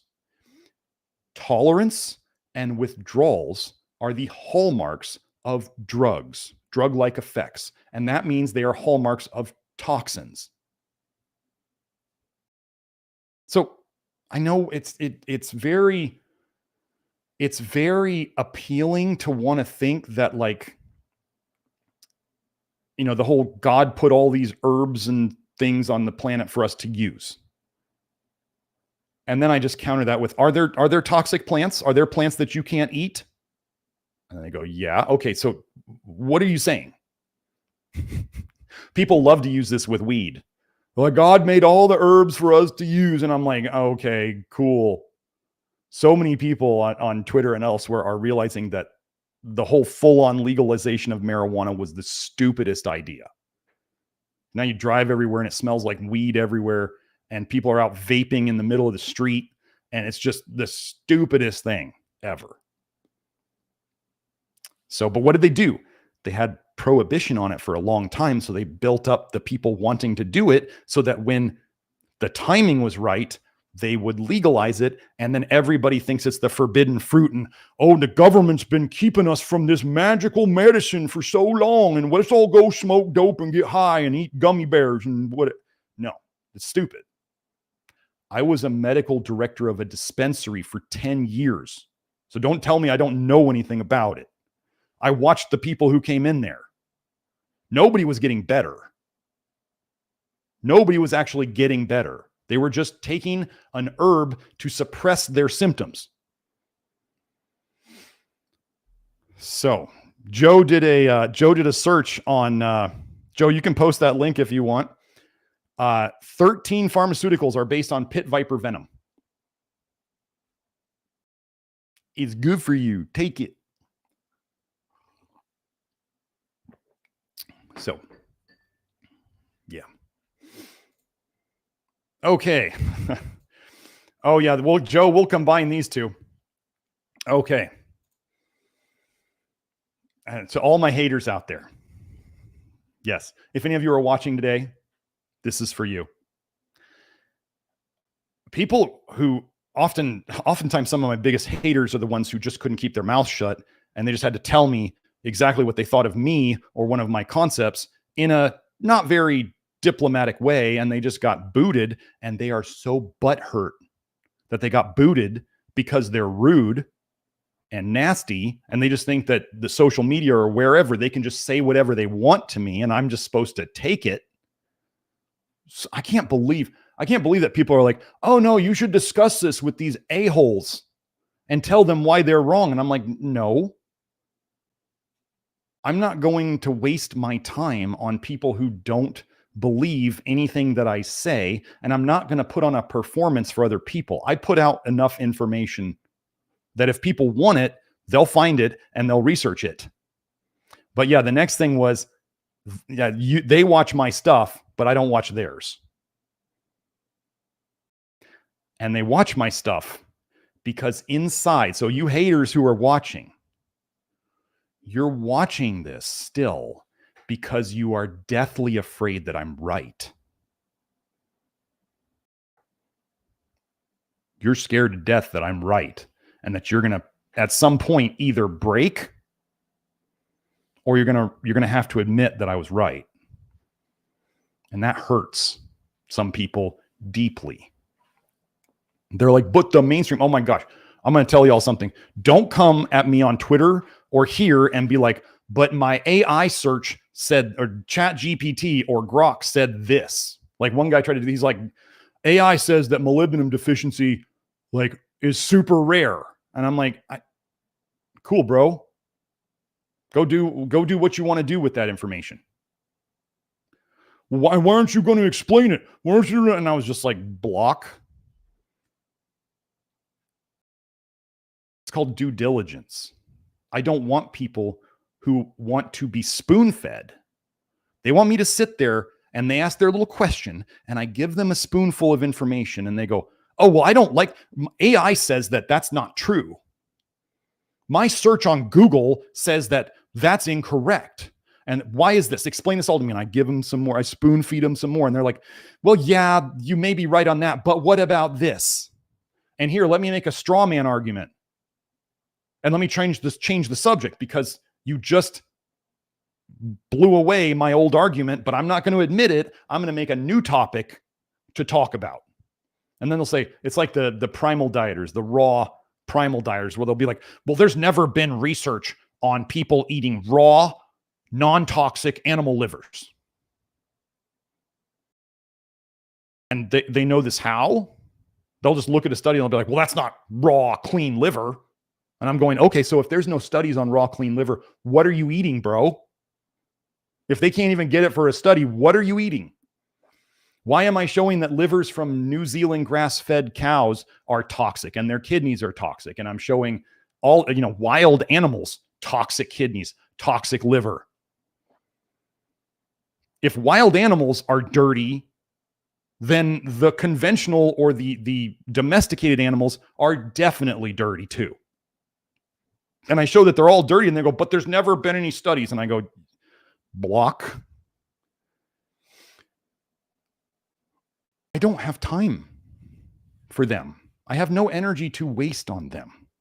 And these are some of my most butthurt haters. So hello, if you're watching, trying to get screenshots of me in a bad position so you can parade it around your little Twitter thread of Peters or whatever. You guys are so pathetic. My goodness. So, yeah. So if and when you realize I'm right, I do take people back on Twitter who I blocked if they ask nicely enough. And I think they actually are authentic about it. I gladly will take people back who realize that their behavior was trash and that if they came in my house, this is my rule. If someone were to come in my house and act the way that they do on social media, and I would kick them out of my house, I block them on social media. If you don't have enough respect, like if you were to come into my house and tell me you're wrong, you're an idiot, whatever, then I'm just like, you're gone. We have plenty of people here like Zendog on Twitter. He was grilling me on stuff in DMs and on Twitter, asking me questions. He was polite. And I could tell that he was trying to get good information and he was open to changing his mind. So I gave him quite a bit of time. And Matthew, good texture, and some of the other people out there. Zendog was saying he never argues. I just explain why I'm right. I mean, that's true. Yeah. But Zendog came and he was asking good questions. And I was giving him good answers. And over time, he decided, okay, I'm going to try this. And now he's out, running with, doing running races with the young kids in his neighborhood where he used to be basically, holding himself up from his counter so he could actually like breathe and not be in like 10 out of 10 pain from his sacroiliitis, a classic symptom of vitamin A toxicity, which is one of the things I showed him in the research. I was like, look at all these studies on sacroiliitis being caused by Accutane, which is the active form of vitamin A. And he took that. He was like, oh my gosh. So anyway, that's kind of a cool story. And I have other people like Will Neville, who they were Will said he tried to disprove all of my stuff. And as he dug deeper and deeper into it, he kept finding that what I said made sense. And I was probably right. Mike Roberto did that. So some of my biggest fans are the people who doubted me at the start. They doubted this work. They doubted toxic bile theory. They doubted the vitamin A toxicity. They were open-minded and they looked into it and they maybe tried it themselves and they started going, oh, wow. You're right. You're probably right about other things too. And this is what a lot of people find. Whereas the people out there trying to pick it apart by using the same stupid research, that's how we got into this mess. Because, right, here's the big thing, folks. This is why you have to use your brain. People will say, well, you can find two sides, pro and con, for anything in the research. And it's like, yeah. So you better be freaking smart to figure it out. I can do a lot of that work for you because I was blessed with being good at it. And I was blessed with the ability to watch my people and myself and get patterns and say, well, this makes sense. And I was able to see, like, as an example, when I used to give vitamin A supplements and liver pills to people in my practice, and short term, they would often feel better and their hair tests would look better. And then long term, like years. I mean, I have tons of people who have been with me years. Long term, they started being like, Doc, I'm getting a little tired. I'm getting a little hair fall. I'm not sleeping as well. Do you know what's going on? And I would try to do more of what I was doing. And it wasn't working. So what do? The definition of insanity. Don't keep banging your head against the same wall and wonder why it still hurts. So I said, I'm doing something wrong. I don't know what it is, but I'm missing something. I took accountability and I said, this is my issue. I'm not seeing something. And then lo and behold, Grant Generou's work, Matt Stone introduced me on Facebook and his blog, the 180 Degree Health blog. He introduced me to the idea of Grant Generou. I didn't grok it the very first time. I was kind of like, this sounds like a weird fad, like a lot of people do to vitamin A toxicity. I saw it and I was like, not going to jump on this right now. That was 6 years ago. Then Matt wrote another blog post and people were asking him, because we wrote a book together, Solving the Paleo Equation. And for those of you who don't know, it's my part of the book. My half of the book is still totally legit. It still follows all the stuff that I recommend now. Matt's diet stuff, no. His stuff on stress, yes. So there's like 4 segments. There's like nutrition, which was Matt back then. It was stress, and then there was exercise and EMF. The exercise and EMF is me. The stress and diet was Matt. I don't agree with Matt's approach. Now, Matt was very into peating, the peating concepts back then. But his stress stuff is great. As long as it's not eating tons of sugar to like reduce your stress. So anyway, where were we at? Yeah. So let's move on to the next one. This is a quick one that the ladies really hate. If you wouldn't eat it, don't put it on your skin. So ladies, look at all that crap on your bathroom counter. Would you eat it? If you wouldn't, then what you're putting on your skin, you're putting it in your bloodstream. Things you put on your skin are going into your bloodstream. That is the way it is. You put sunscreen on your children, and those toxic sunscreen chemicals will be found, it's shown in the research, in their blood 24 hours later. That's the way it is. So like, even though, my magnesium lotion, which people love, like I told the guy making it, I'm like, I need all of these on like the environmental working group. Anything that we're going to use that is not like a naturally refined oil or like magnesium, the magnesium has to be USP grade. Like it has to be the cleanest magnesium chloride. The oils need to be naturally refined. So we take out all the vitamin A and all the polyphenols and all that garbage that makes oils, all the yellow color. I want clear oils. We got white beeswax. So refined beeswax. So it's had all that yellow crap taken out of it. Like I do these things very specifically. And then any of the other ingredients were typically derived from things like coconut oil.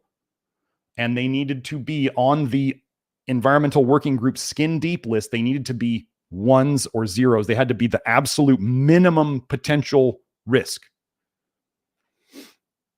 Because I'm going to be putting it on my skin and my kids are going to be putting it on their skin. My mom's going to be putting it on.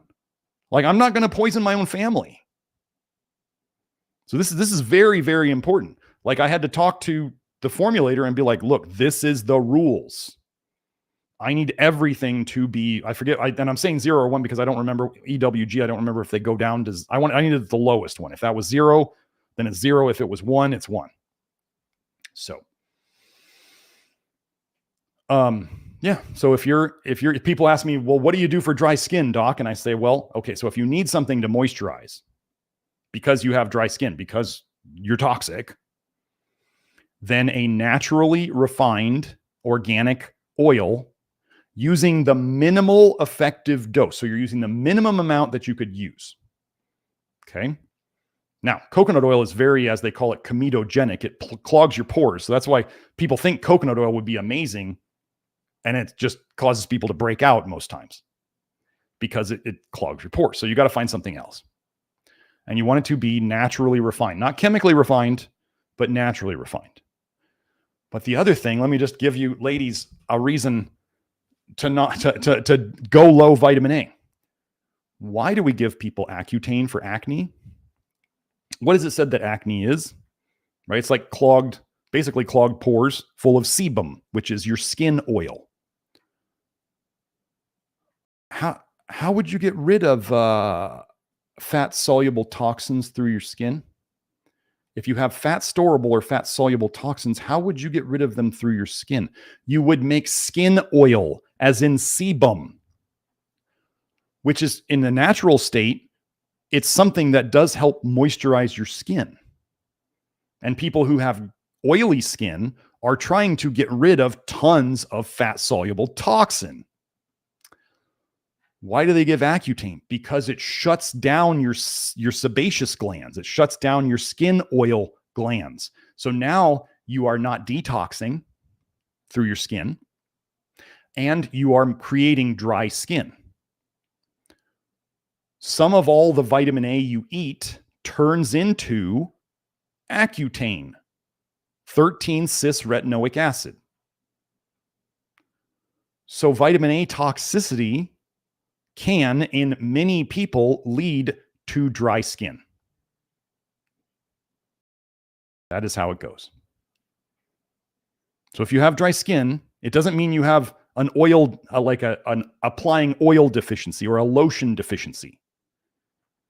It means you have too much toxicity in your skin that is preventing your skin from making proper and non-toxic skin oil, sebum. Okay. This is why when people who say that if they wash their face often enough, they can have less acne. What are they washing off of their skin? What do you think? What does soap cut? Soap cuts oils. You're washing the oils that are toxic, that are part of the acne off your face, and you're getting less reactions because there's less toxins in and on your skin. Does it work for everybody? No. But is that part of the mechanism? Yes. It's not mites in your skin like that one theory of like where there's like little mites digging down in your skin. No, it's not that. Dermadex or whatever. Okay. So yeah, find natural stuff. I always thought it was really, I remember when I used to get the Dr. Bronner's Castile soap. Kelsey's kind of excited about potentially making us an unscented Castile soap. Castile soap just means it's made from olive oil. But anyway, when on the Castile, on those Dr. Bronner's, like all the kind of wild and crazy stuff that he put on there, he was saying to limit the things you put on your skin, like cosmetics, to 2 things. And I was kind of like, wow, that's like us minimizing added fat intake or minimizing added sugar intake.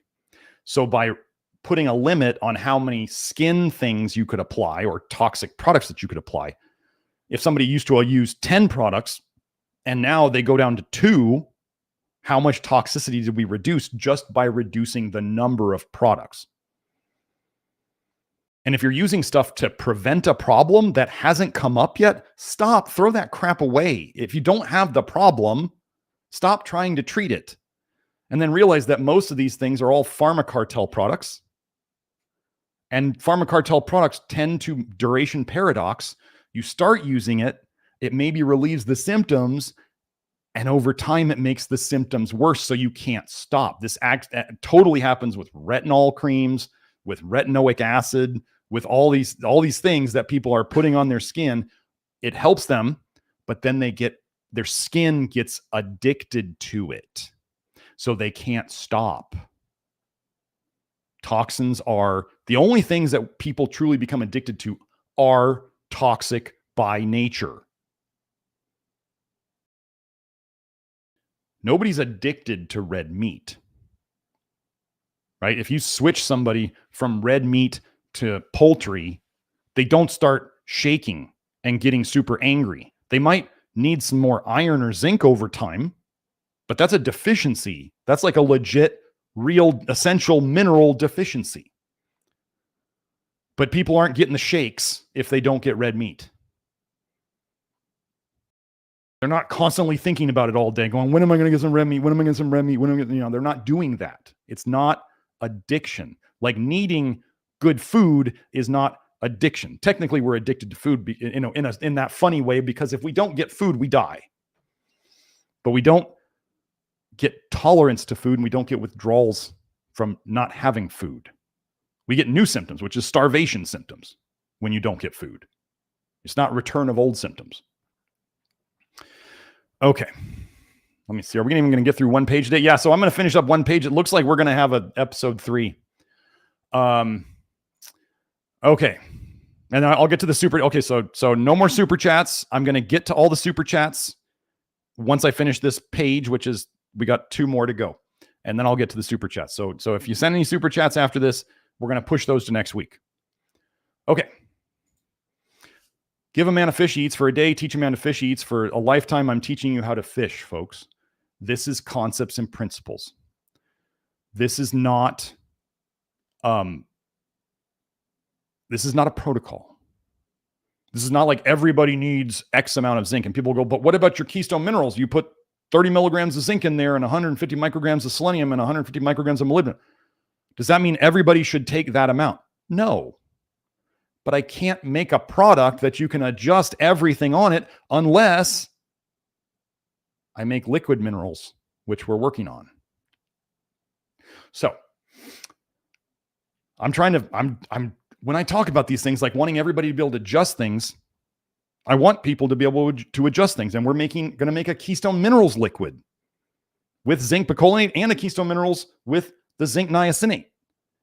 So that if people want to take a lower dose or a higher dose of keystone minerals, that's not 1 pill or more, if they choose to do that, they can adjust their dose very fine-tuned. But still, somebody might be like, well, why don't you make a keystone minerals that has half as much as it has in 1 drop? Look, I got to decide on something to make products, right? You can't make a product until you decide in a capsule, it's going to have this much.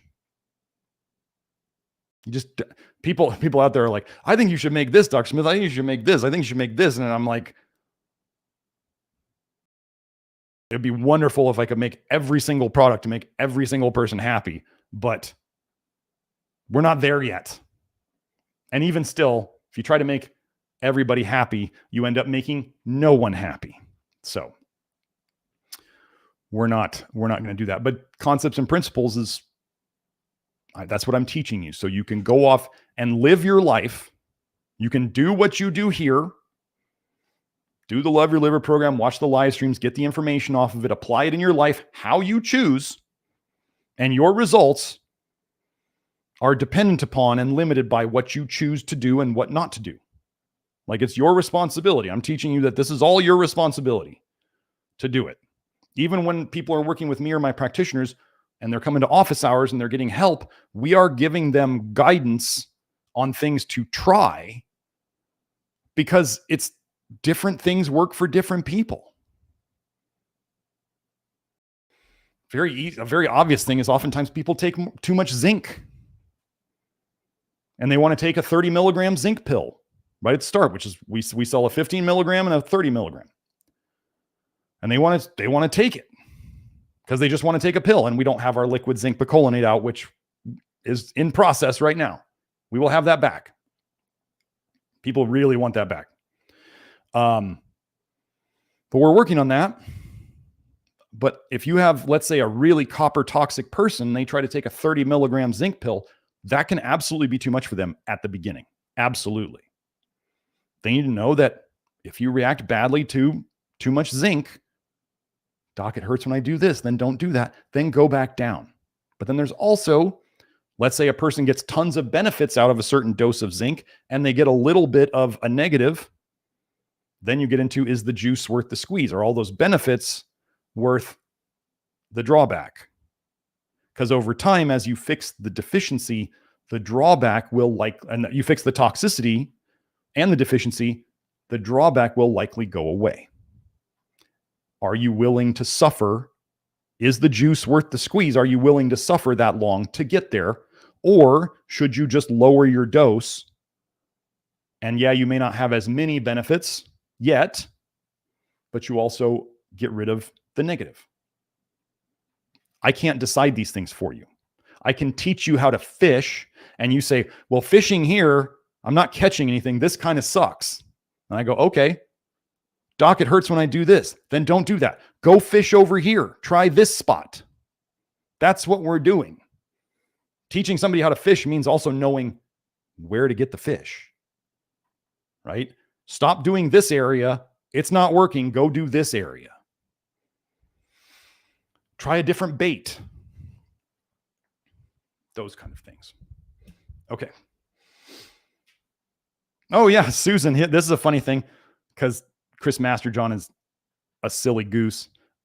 Susan says, zinc picolinate is the only one that ever worked for me. I took glycinate for years to no avail because Chris Masterjohn said picolinate was theoretically toxic.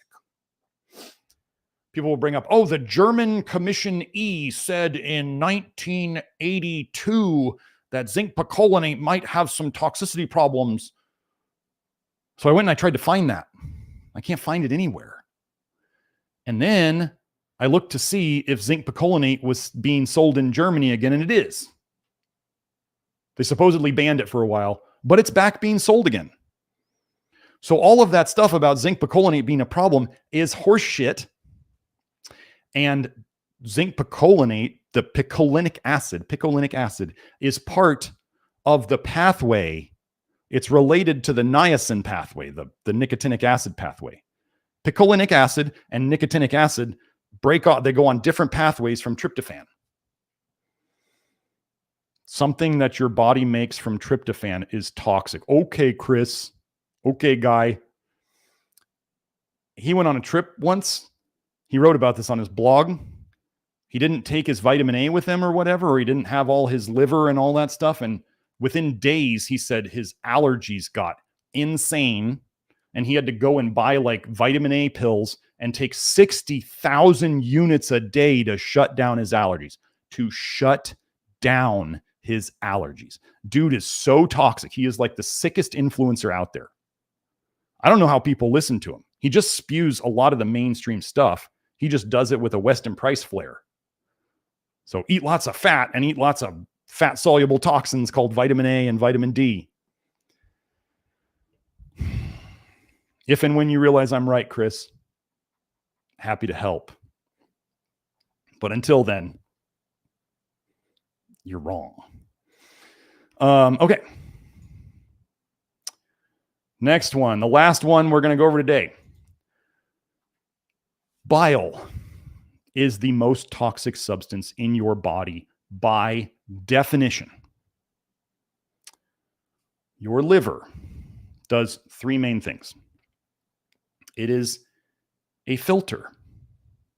Anyone who says on the internet or anywhere else that the liver is not a filter is wrong, because a filter removes something from another. It has a mixed thing, and it removes something from that thing. That's filtering. You filter water. You have water with toxins in it. It goes through a filter. Then you have the water with less toxins in it. Does the liver remove toxins from your blood? Yes. Why are people out there so dumb that they can't understand the basic definition of a filter? I'm not going easy today on people. Like it is prime stupidity to not understand that the liver filters the blood. The kidneys filter the blood also. They're both filters. The liver cannot do the next step, which is a sewage processing plant. The liver is processing toxins into either less toxic things or more toxic things. Look up biotransformation and how biotransformation means that the liver is changing the structure of things, but it can make things less toxic or more toxic. So the liver is a filter. It has to be a filter to then run things through the sewage processing plant. And then the liver is also a storage depot for toxins. This is what fatty liver is. Fatty liver is you have way too many fat-soluble toxins, fat-storable toxins, and your liver is making extra fat to store them in. It's been shown since the early 1900s that the liver accumulates toxic metals more than any other place in the body. The kidneys actually accumulate a lot of cadmium. The bones accumulate lead. The liver accumulates just about everything else. The brain might accumulate aluminum. Okay. So different tissues can accumulate things more, but the liver accumulates. That's the word you look up in the research. Accumulate. Do not look up store. Don't look up like liver stores copper. That you won't find anything. You type in liver accumulate or accumulation copper, or hepatic, which means liver, hepatic accumulation copper. Or the fun show that I'm going to do soon is cancer accumulate bile. Oh, I was going through these papers yesterday. What I do is, so if you guys can imagine on my phone, like when I have an inspiration to look up something, I go and I look it up, and I'll find a paper, and then on my browser, I'll just open, as I'm looking on the internet, I'll just open new tabs. I went through about 150 tabs yesterday.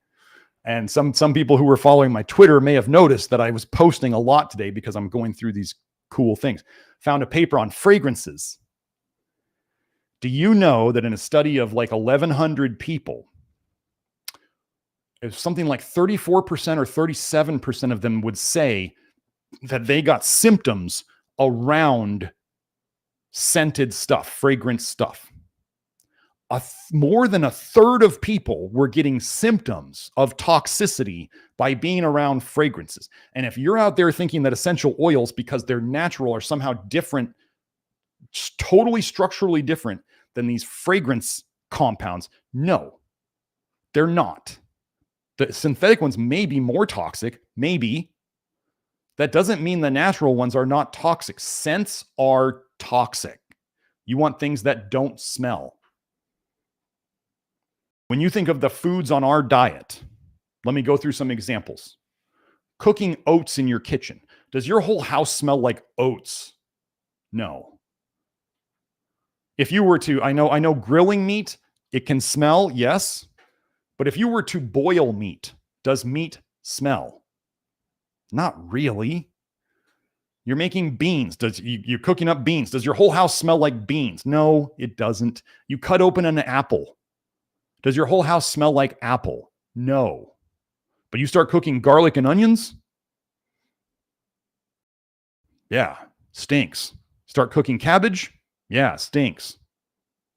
So healthy things in general have very minimal smells. Now, if you go and start basically charring meat with a grill, that's a different thing.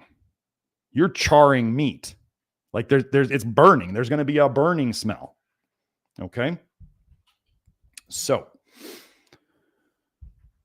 that is, so the liver does those three things. Filters out toxins so it can then process them. It then processes them. That's the sewage processing plant. It then has the storage depot. If it cannot get rid of them fast enough, it's going to store them. Other tissues in the body will also store these toxins, but the liver is the main storage depot. And then actually, the sewage processing plant is kind of the bile, because the liver processes the sewage, the toxins, and it puts them into the bile. How does the liver get rid of its toxins? This is the biggest mistake people make. They think that the liver just detoxes. And detox is a magic word that means once you say that the liver detoxed something, it means it's not harmful anymore and it's gone. Poof, disappears. That is so far from correct. This is why we're getting further with detox than anybody else, is because we actually understand the process of detox. Your liver, so if you have a sewage processing plant, it processes the toxins, the poisons. It still has to get rid of them.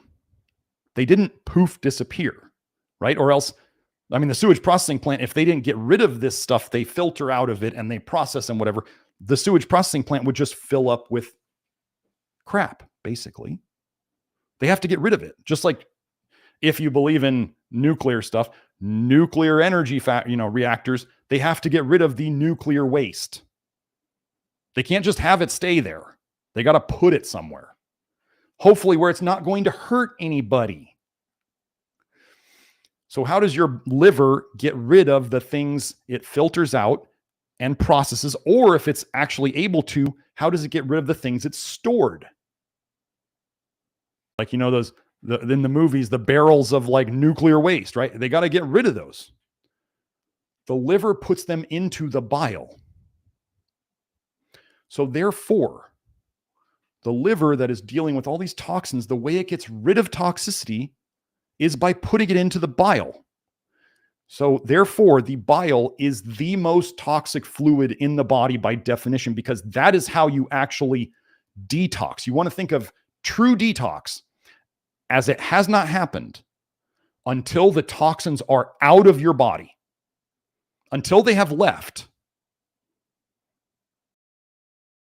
you're not detoxed. They have to leave your system. What's the best way to get there? Well, we talked about this. You need to have less. This is just like your bank account. You want less toxins coming in and more toxins leaving, so that you can start bringing down the toxicity. The opposite we want in our bank account, right? We want to make more money than we spend so that our bank account goes up. Well, we do the opposite with toxins. That's why putting less your body's always going to be detoxing, but putting less toxins in is more important, because that's the thing you have the most control over. For those of you who are constipated all the time and you're not pooping well, you're not going to be getting rid of a lot of bile in your poop. So the thing you have to deal with is less toxins in. So that bile, if you haven't seen toxic bile theory, my videos on the nuts and bolts of that is mainly live streams 53 and 71. Pick one, pick both, watch them, understand it, and then the rest of this will make sense. So how do you make yourself sick? The bile is the most toxic fluid in the human body. As the bile becomes more toxic, it becomes able to dissolve holes in things. It can dissolve holes or eat away holes in the liver cells that make bile. It can dissolve holes in the teeny tiny little bile ducts that are inside the liver. When you're thinking of those, almost think of like capillaries, like the smallest blood vessels. These are like the smallest tubes to help the liver get rid of the bile that is so toxic it could even eat away at the liver. And then there's the bigger bile ducts outside of the liver. It can eat holes in that. I actually showed in the sepsis and the anaphylaxis and sepsis episode that dogs who got anaphylaxis, they actually could see holes in their gallbladder in the anaphylactic dogs versus the dogs that were not anaphylactic. So it can eat holes in your gallbladder too. It can eat holes in the common bile duct, the big bile ducts, which just so happen to connect to your pancreas as well. And then it goes into your intestines, your small intestine specifically. It eats holes in your small intestine, which is what we call leaky gut. The reason why alternative medicine and conventional medicine have not gotten anywhere with leaky gut is because they don't understand that it's the bile that causes that, and the toxicity of the bile that is eating holes in your gut. And there are papers out there with titles like bile acids modulate intestinal permeability, which means bile acids control leaky gut. Bile can go backwards up your small intestine into your stomach. It can eat holes in your stomach. What do we call those? Ulcers. It can go up into your esophagus and eat holes there. What do we call that? Barrett's esophagus. Eats holes in almost anything, and the more toxic it gets, the more holes it eats. And the more holes it eats, the more of it you leak into your bloodstream and into places where it's not supposed to be. And back on that stomach and esophagus thing, you should watch my live stream on GERD and bile reflux, because your GERD problems, your heartburn problems, your hiatal hernia problems are bile in the wrong place in your stomach. No, Joe, that's not it. It's on Joe, the study that I'm talking about would be in the episode where I talk about leaky gut.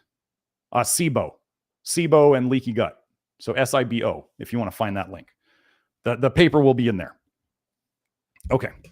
So that is all so let me see. So the self-poisoning that we do, let me finish up with a quick overview of toxic bile theory. So the bile can eat these holes in places.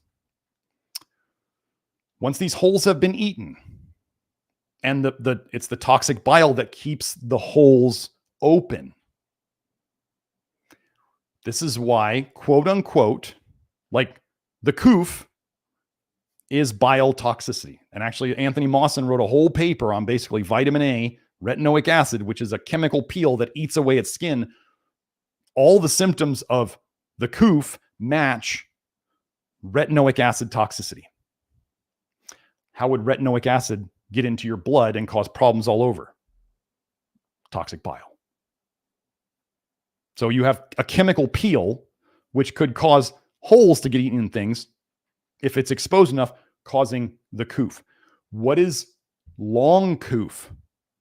Yes, the jabs may help contribute to that or be a major cause of that. However, what do the jabs do? They damage the liver. If you damage the liver, you stop processing toxins as well. If you stop processing toxins as well, your bile becomes more and more toxic. The more toxic your bile gets, the more holes you eat. And then the whole thing of what the coof was toxic bile leaking into the system. So then if your bile becomes so toxic that it continually eats the holes away, like the holes never fix. It's like here in Tucson, we got crappy potholes everywhere. They never get fixed. Imagine those potholes in your gut that never get fixed, and you continually leak this toxic bile into your bloodstream. Okay, Joe got the leaky gut and SIBO one up there where I showed that toxic bile is what causes leaky gut. And this is why all your leaky gut protocols that you tried from all these other people didn't work. Or as soon as you stopped doing them, the problem came back. So that toxic bile, which you're going to dump bile every day.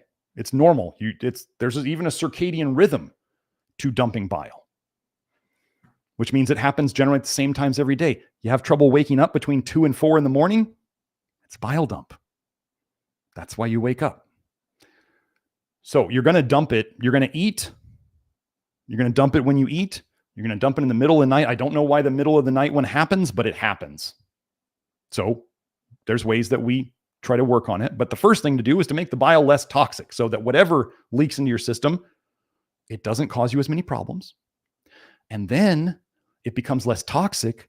So it's eating less holes on a daily or multiple times a day basis. And then your body can heal the holes. So then eventually, not only is your bile less toxic, but you are leaking less.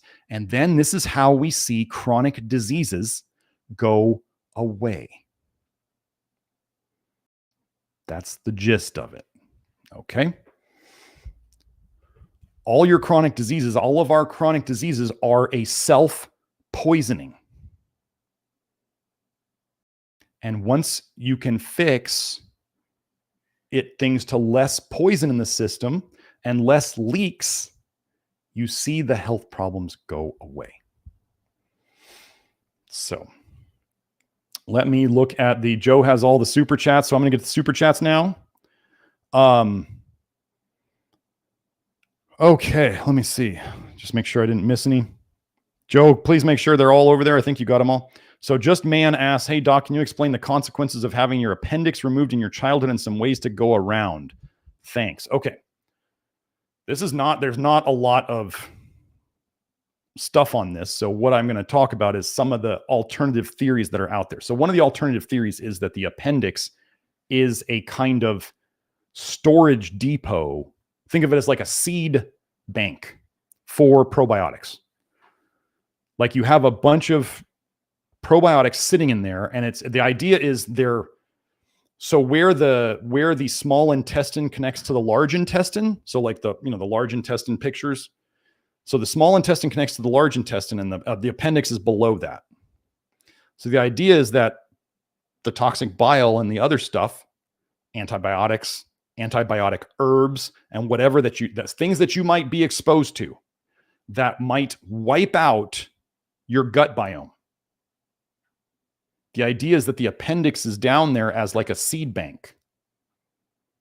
So if whatever goes through your gut wipes out your gut biome, enough of the good guys, then your appendix is there to reseed it.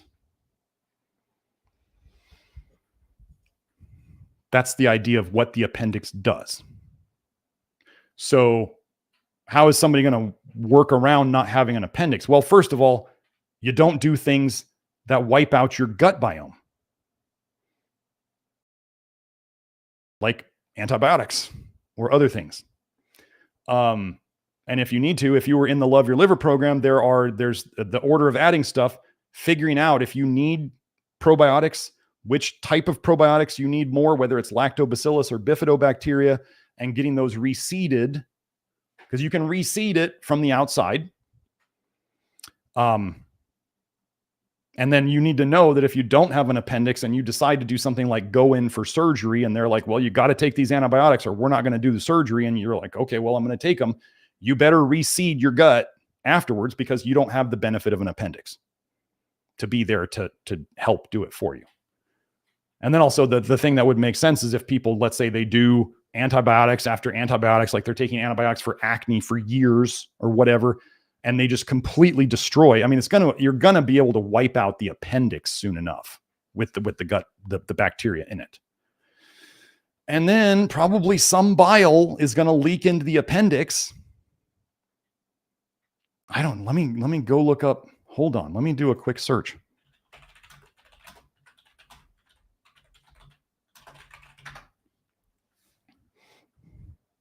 Oh, I think I've gone over this before. Okay. Joe, go show this one, please. Here it is. The paper is the value of hyperbilirubinemia in the diagnosis of acute appendicitis. What does hyperbilirubinemia mean? Too much bilirubin in the blood. So they're saying hyperbilirubinemia, too much bilirubin in the blood, helps them to diagnose acute appendicitis if they aren't sure what it is. If they aren't sure what the condition is, they could potentially use high bilirubin in the blood, which means what is going on? Cholestasis, toxic, leaky bile. So maybe the bile is so toxic that it's then affected the appendix. And then the bile being extra toxic would tend to kill certain good bacteria and encourage certain bad bacteria to grow more. Like our garden grows with what we feed it. So if you feed the garden the wrong thing, like your gut biome, you grow the wrong things. And then the wrong things in your gut biome turn primary bile acids, which are less toxic, into secondary bile acids, and tertiary bile acids, which are even more toxic. And then those can eat holes in your intestines, and they can be reabsorbed back to your liver, and they cause damage in your liver, and they're in this loop. So, okay, so we got that. But it's like I go over, if you don't have a gallbladder, you have a trickle of bile generally coming out of your liver. The gallbladder is usually what causes the dump. It's a bag of muscle that squeezes, like a tube of toothpaste. You squeeze it out. And then that's how you get the bile dumps, is mainly the gallbladder. If you don't have a gallbladder, then you just have the little trickle of bile coming out of the liver all day. So then if you're doing things like eating or supplementing, instead of having the big bile dumps, if you had a gallbladder, you have a trickle. So you try to match your food intake and your supplement intake. You do smaller, more frequent doses of food or supplements so that you match the bile output more so than somebody who has a gallbladder. Somebody who has a gallbladder is going to be able to eat bigger meals and take more supplements at once. Somebody who doesn't have one, it's going to be better that they match their bile flow. So with appendicitis, appendix tends to have a lot to do with your gut biome, your probiotics, the seeds. So if you don't have that, you have to be more cautious and potentially reseed it yourself from the outside more often. And then you want to be more cautious about wiping it out on purpose. Okay.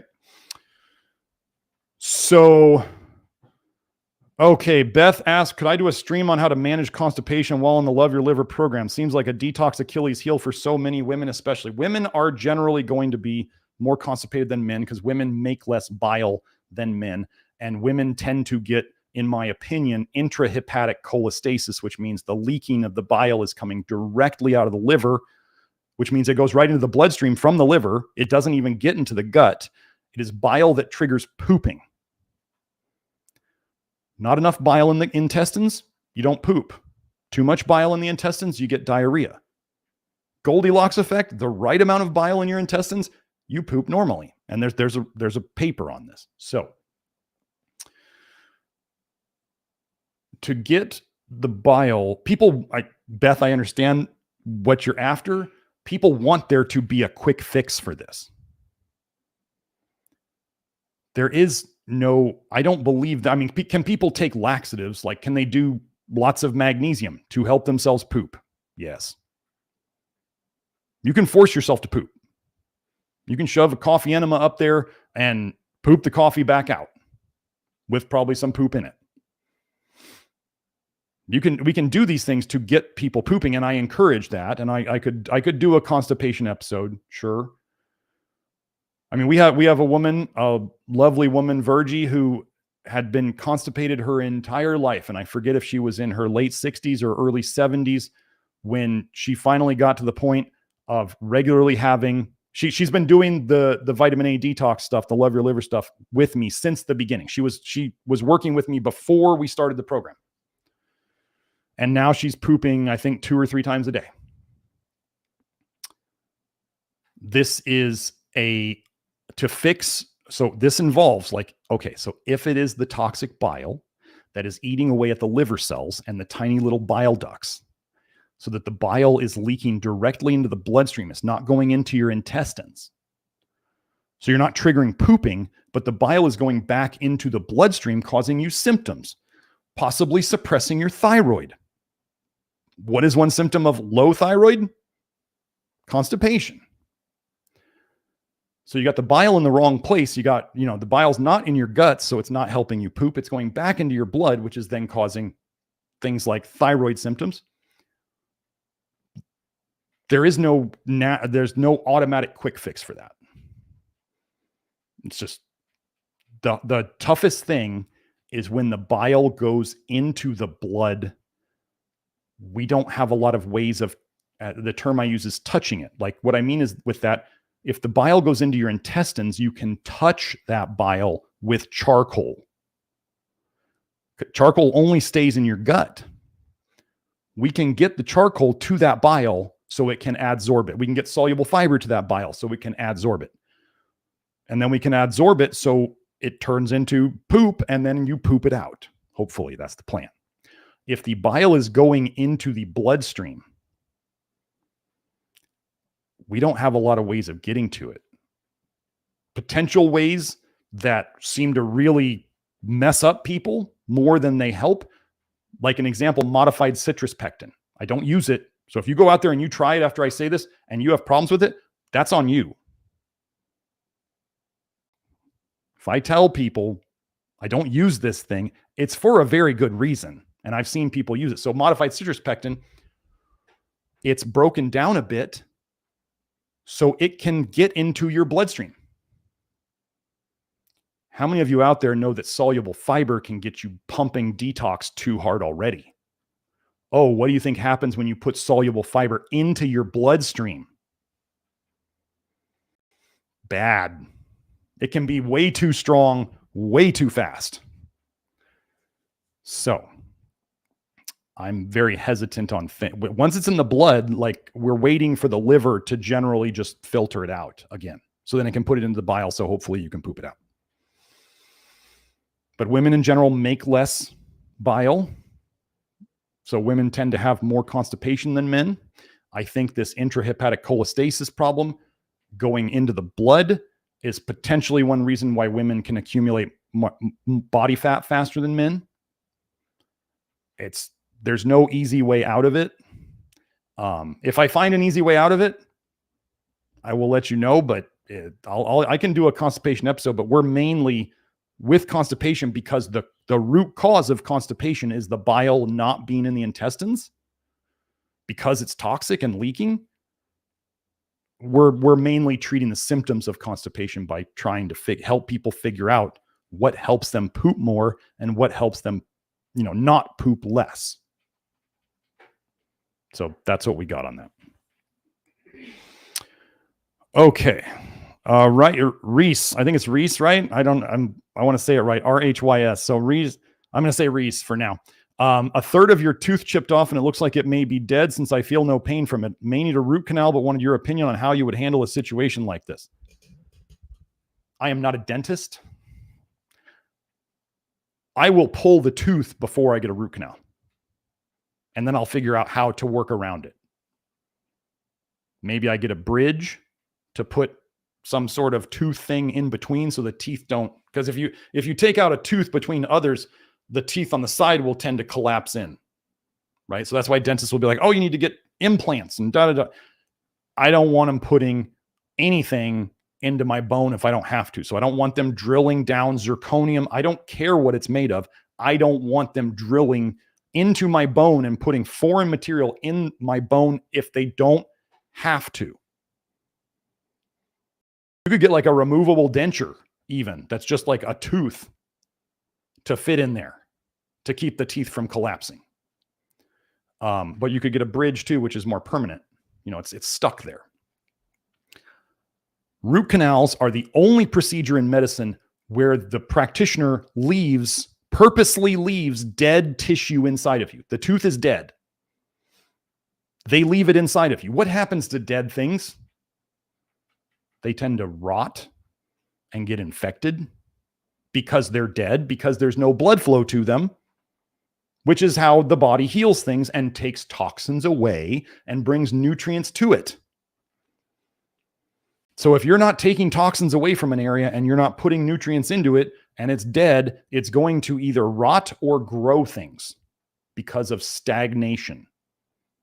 Like, where does mold and fungus tend to grow? In stagnant areas. So I don't have a lot of advice on this. I would talk to, for any of you out there getting dental suggestions or going out to get dental treatment, go to, and you need something significant, go to multiple dentists and get second opinions, third opinions, fourth opinions. You'd be amazed at how differently different dentists might treat things. And if you're going to see an alternative dentist, a holistic dentist, do multiple of them too if you live in a place where you can get to multiple of them. A holistic dentist in town here started to basically turn into she was thinking she was like a naturopathic doctor and she was just going to treat everything. And I was looking at what she was doing. I was like, I'm not bringing, I had my mom go see her a couple of times. Then I was like, no, we're done here. We don't need to do this anymore. I do like, if you're getting mercury fillings removed, IAOMT.org, I believe it is. But it's IAOMT. If I have the .org wrong, then I don't think it's .com, but it's something like that. I know it's IAOMT. Those are the people who have the training in removing mercury fillings, so it's the least toxic for them and the least toxic for you. But of course, every dentist wants to customize the protocol to their own way. But yeah, feeling no pain doesn't necessarily mean that the tooth is dead. I would go get multiple opinions.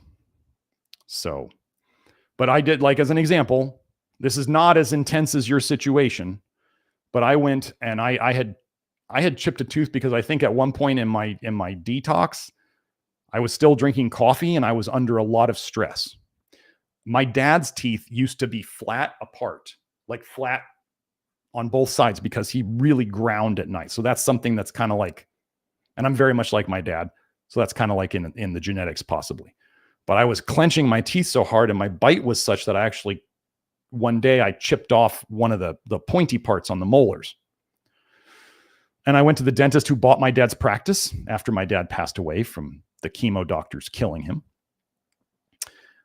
And I was like, he's like, well, we could put some sealant on it. We could put some whatever on it. We could do that. And I was like, okay, I don't want to put anything on it. I don't want anything in me if I don't have to have it. And he's like, and so then he pulls out. So this is why you got to tell the dentist or the doctors what you want. I said, I don't want anything put into me.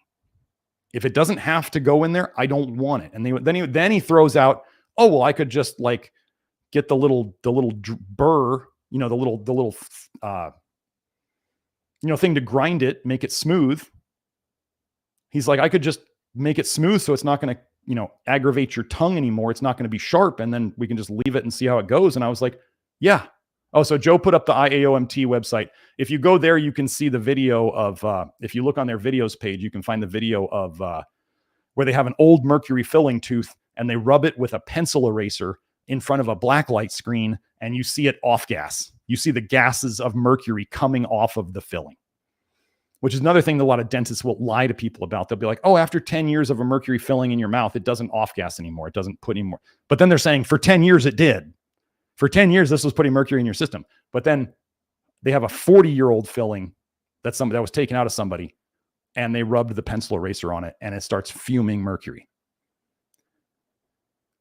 Sadly, dentists are some of the worst deniers and liars of their stuff being toxic.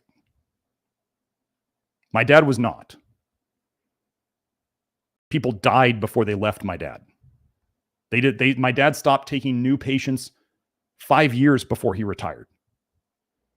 The only new patients they would take were like people I recommended. I was like, I want you to go see my dad. And then my parents would let them in. My mom ran my dad's office. So I would not ever get a root canal. Do something else. Even if I'll put it this way. If I had to get an implant or multiple implants to avoid a root canal, I would do that. So there's like a priority list, right? There's a bridge. I would get biocompatibility testing to test what materials are okay for dental stuff to be made that supposedly doesn't react with my system. And then I would make a choice and I get multiple opinions. But your mouth is, oh yeah. So Joe's bringing up the video. So see, they're gonna rub it. That's a 40-year-old filling, I believe. They rub it with a pencil eraser. You see the off-gassing? You see it? From rubbing it with a pencil eraser. What do you think happens if you eat some nuts and you chew on something hard or some popcorn? You think eating nuts or popcorn is harder than rubbing it a little bit with a pencil eraser? And then you drink coffee or you drink hot tea. It's off-gassing too. I cannot believe that dentists and even I was taught this in naturopathic school. They were like, oh, if the filling's older than 10 years, then it's not a problem. I was told that in naturopathic medical school. It's absolutely a problem. And then there are some of those mercury fillings that are 40% copper. So not only are they poisoning you with mercury, they're poisoning you with copper.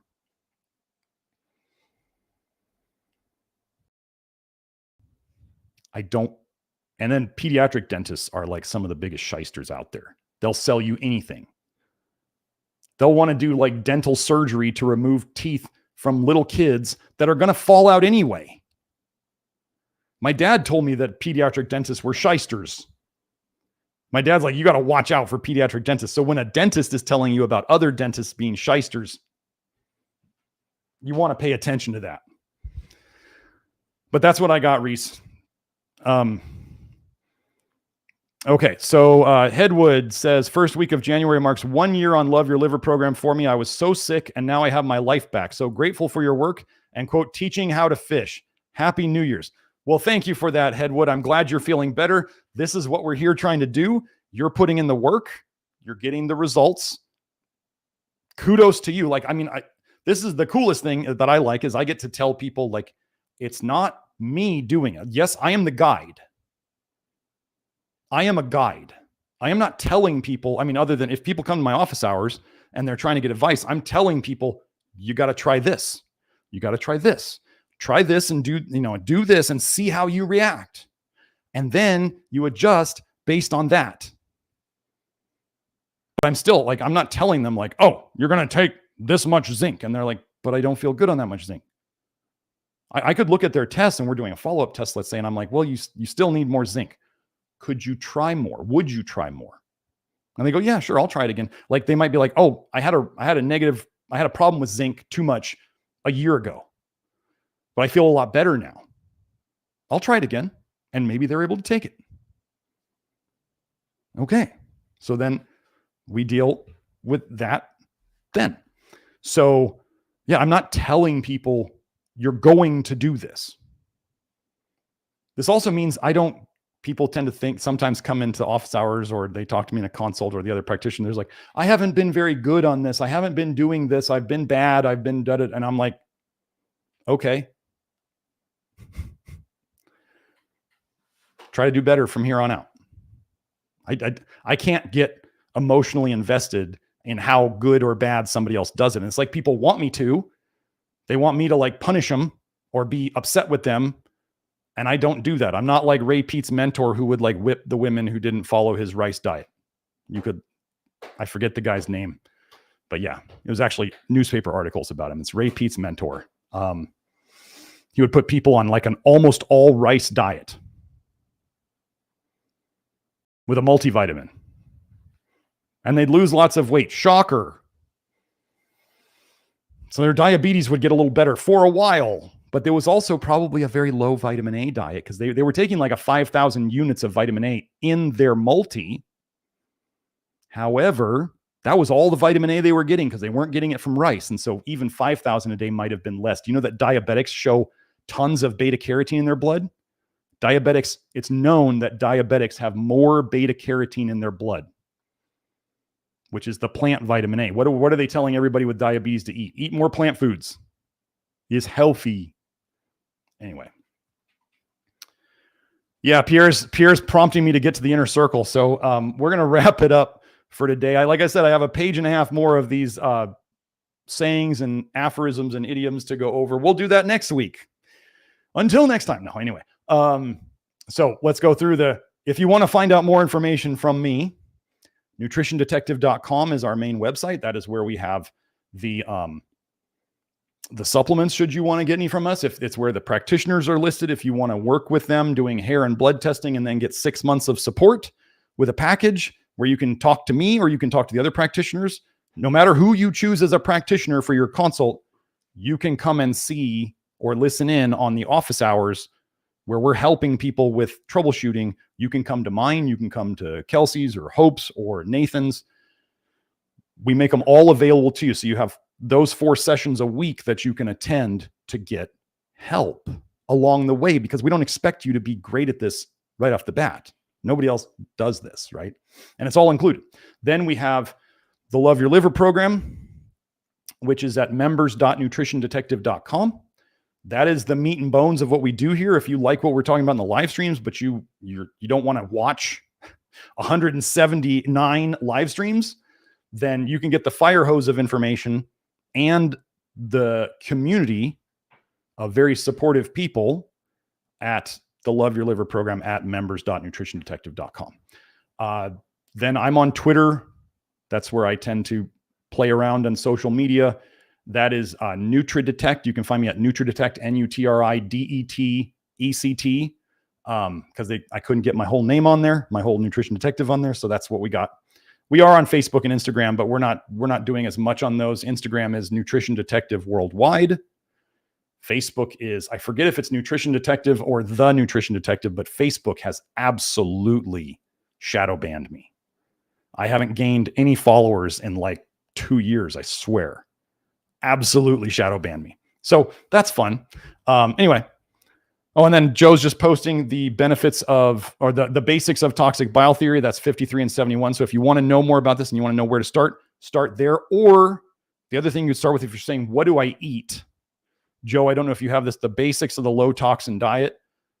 I forget what number that was, but that's the basics of how we tend to eat. It's the basics. It's not finely tuned details. That's what the program's for, or you can listen to the live streams. So that's that. Okay, so happy New Year's, everyone. Stay safe. Better to stay in and not be on the road with all the drunks. As I saw in one episode of Cops once, it was late at night, and the cops said, the only people who are out here at this time of night are the criminals and us. So that's what the cops think of people who are out late at night. You're either a criminal or you're a good guy. So anyway, be careful, stay safe, and I will see you all next week and we'll finish this up with hopefully part 3, and I'll talk a little less, which I don't know is possible, but I'll try. Okay. Have a great week, y'all. Bye now.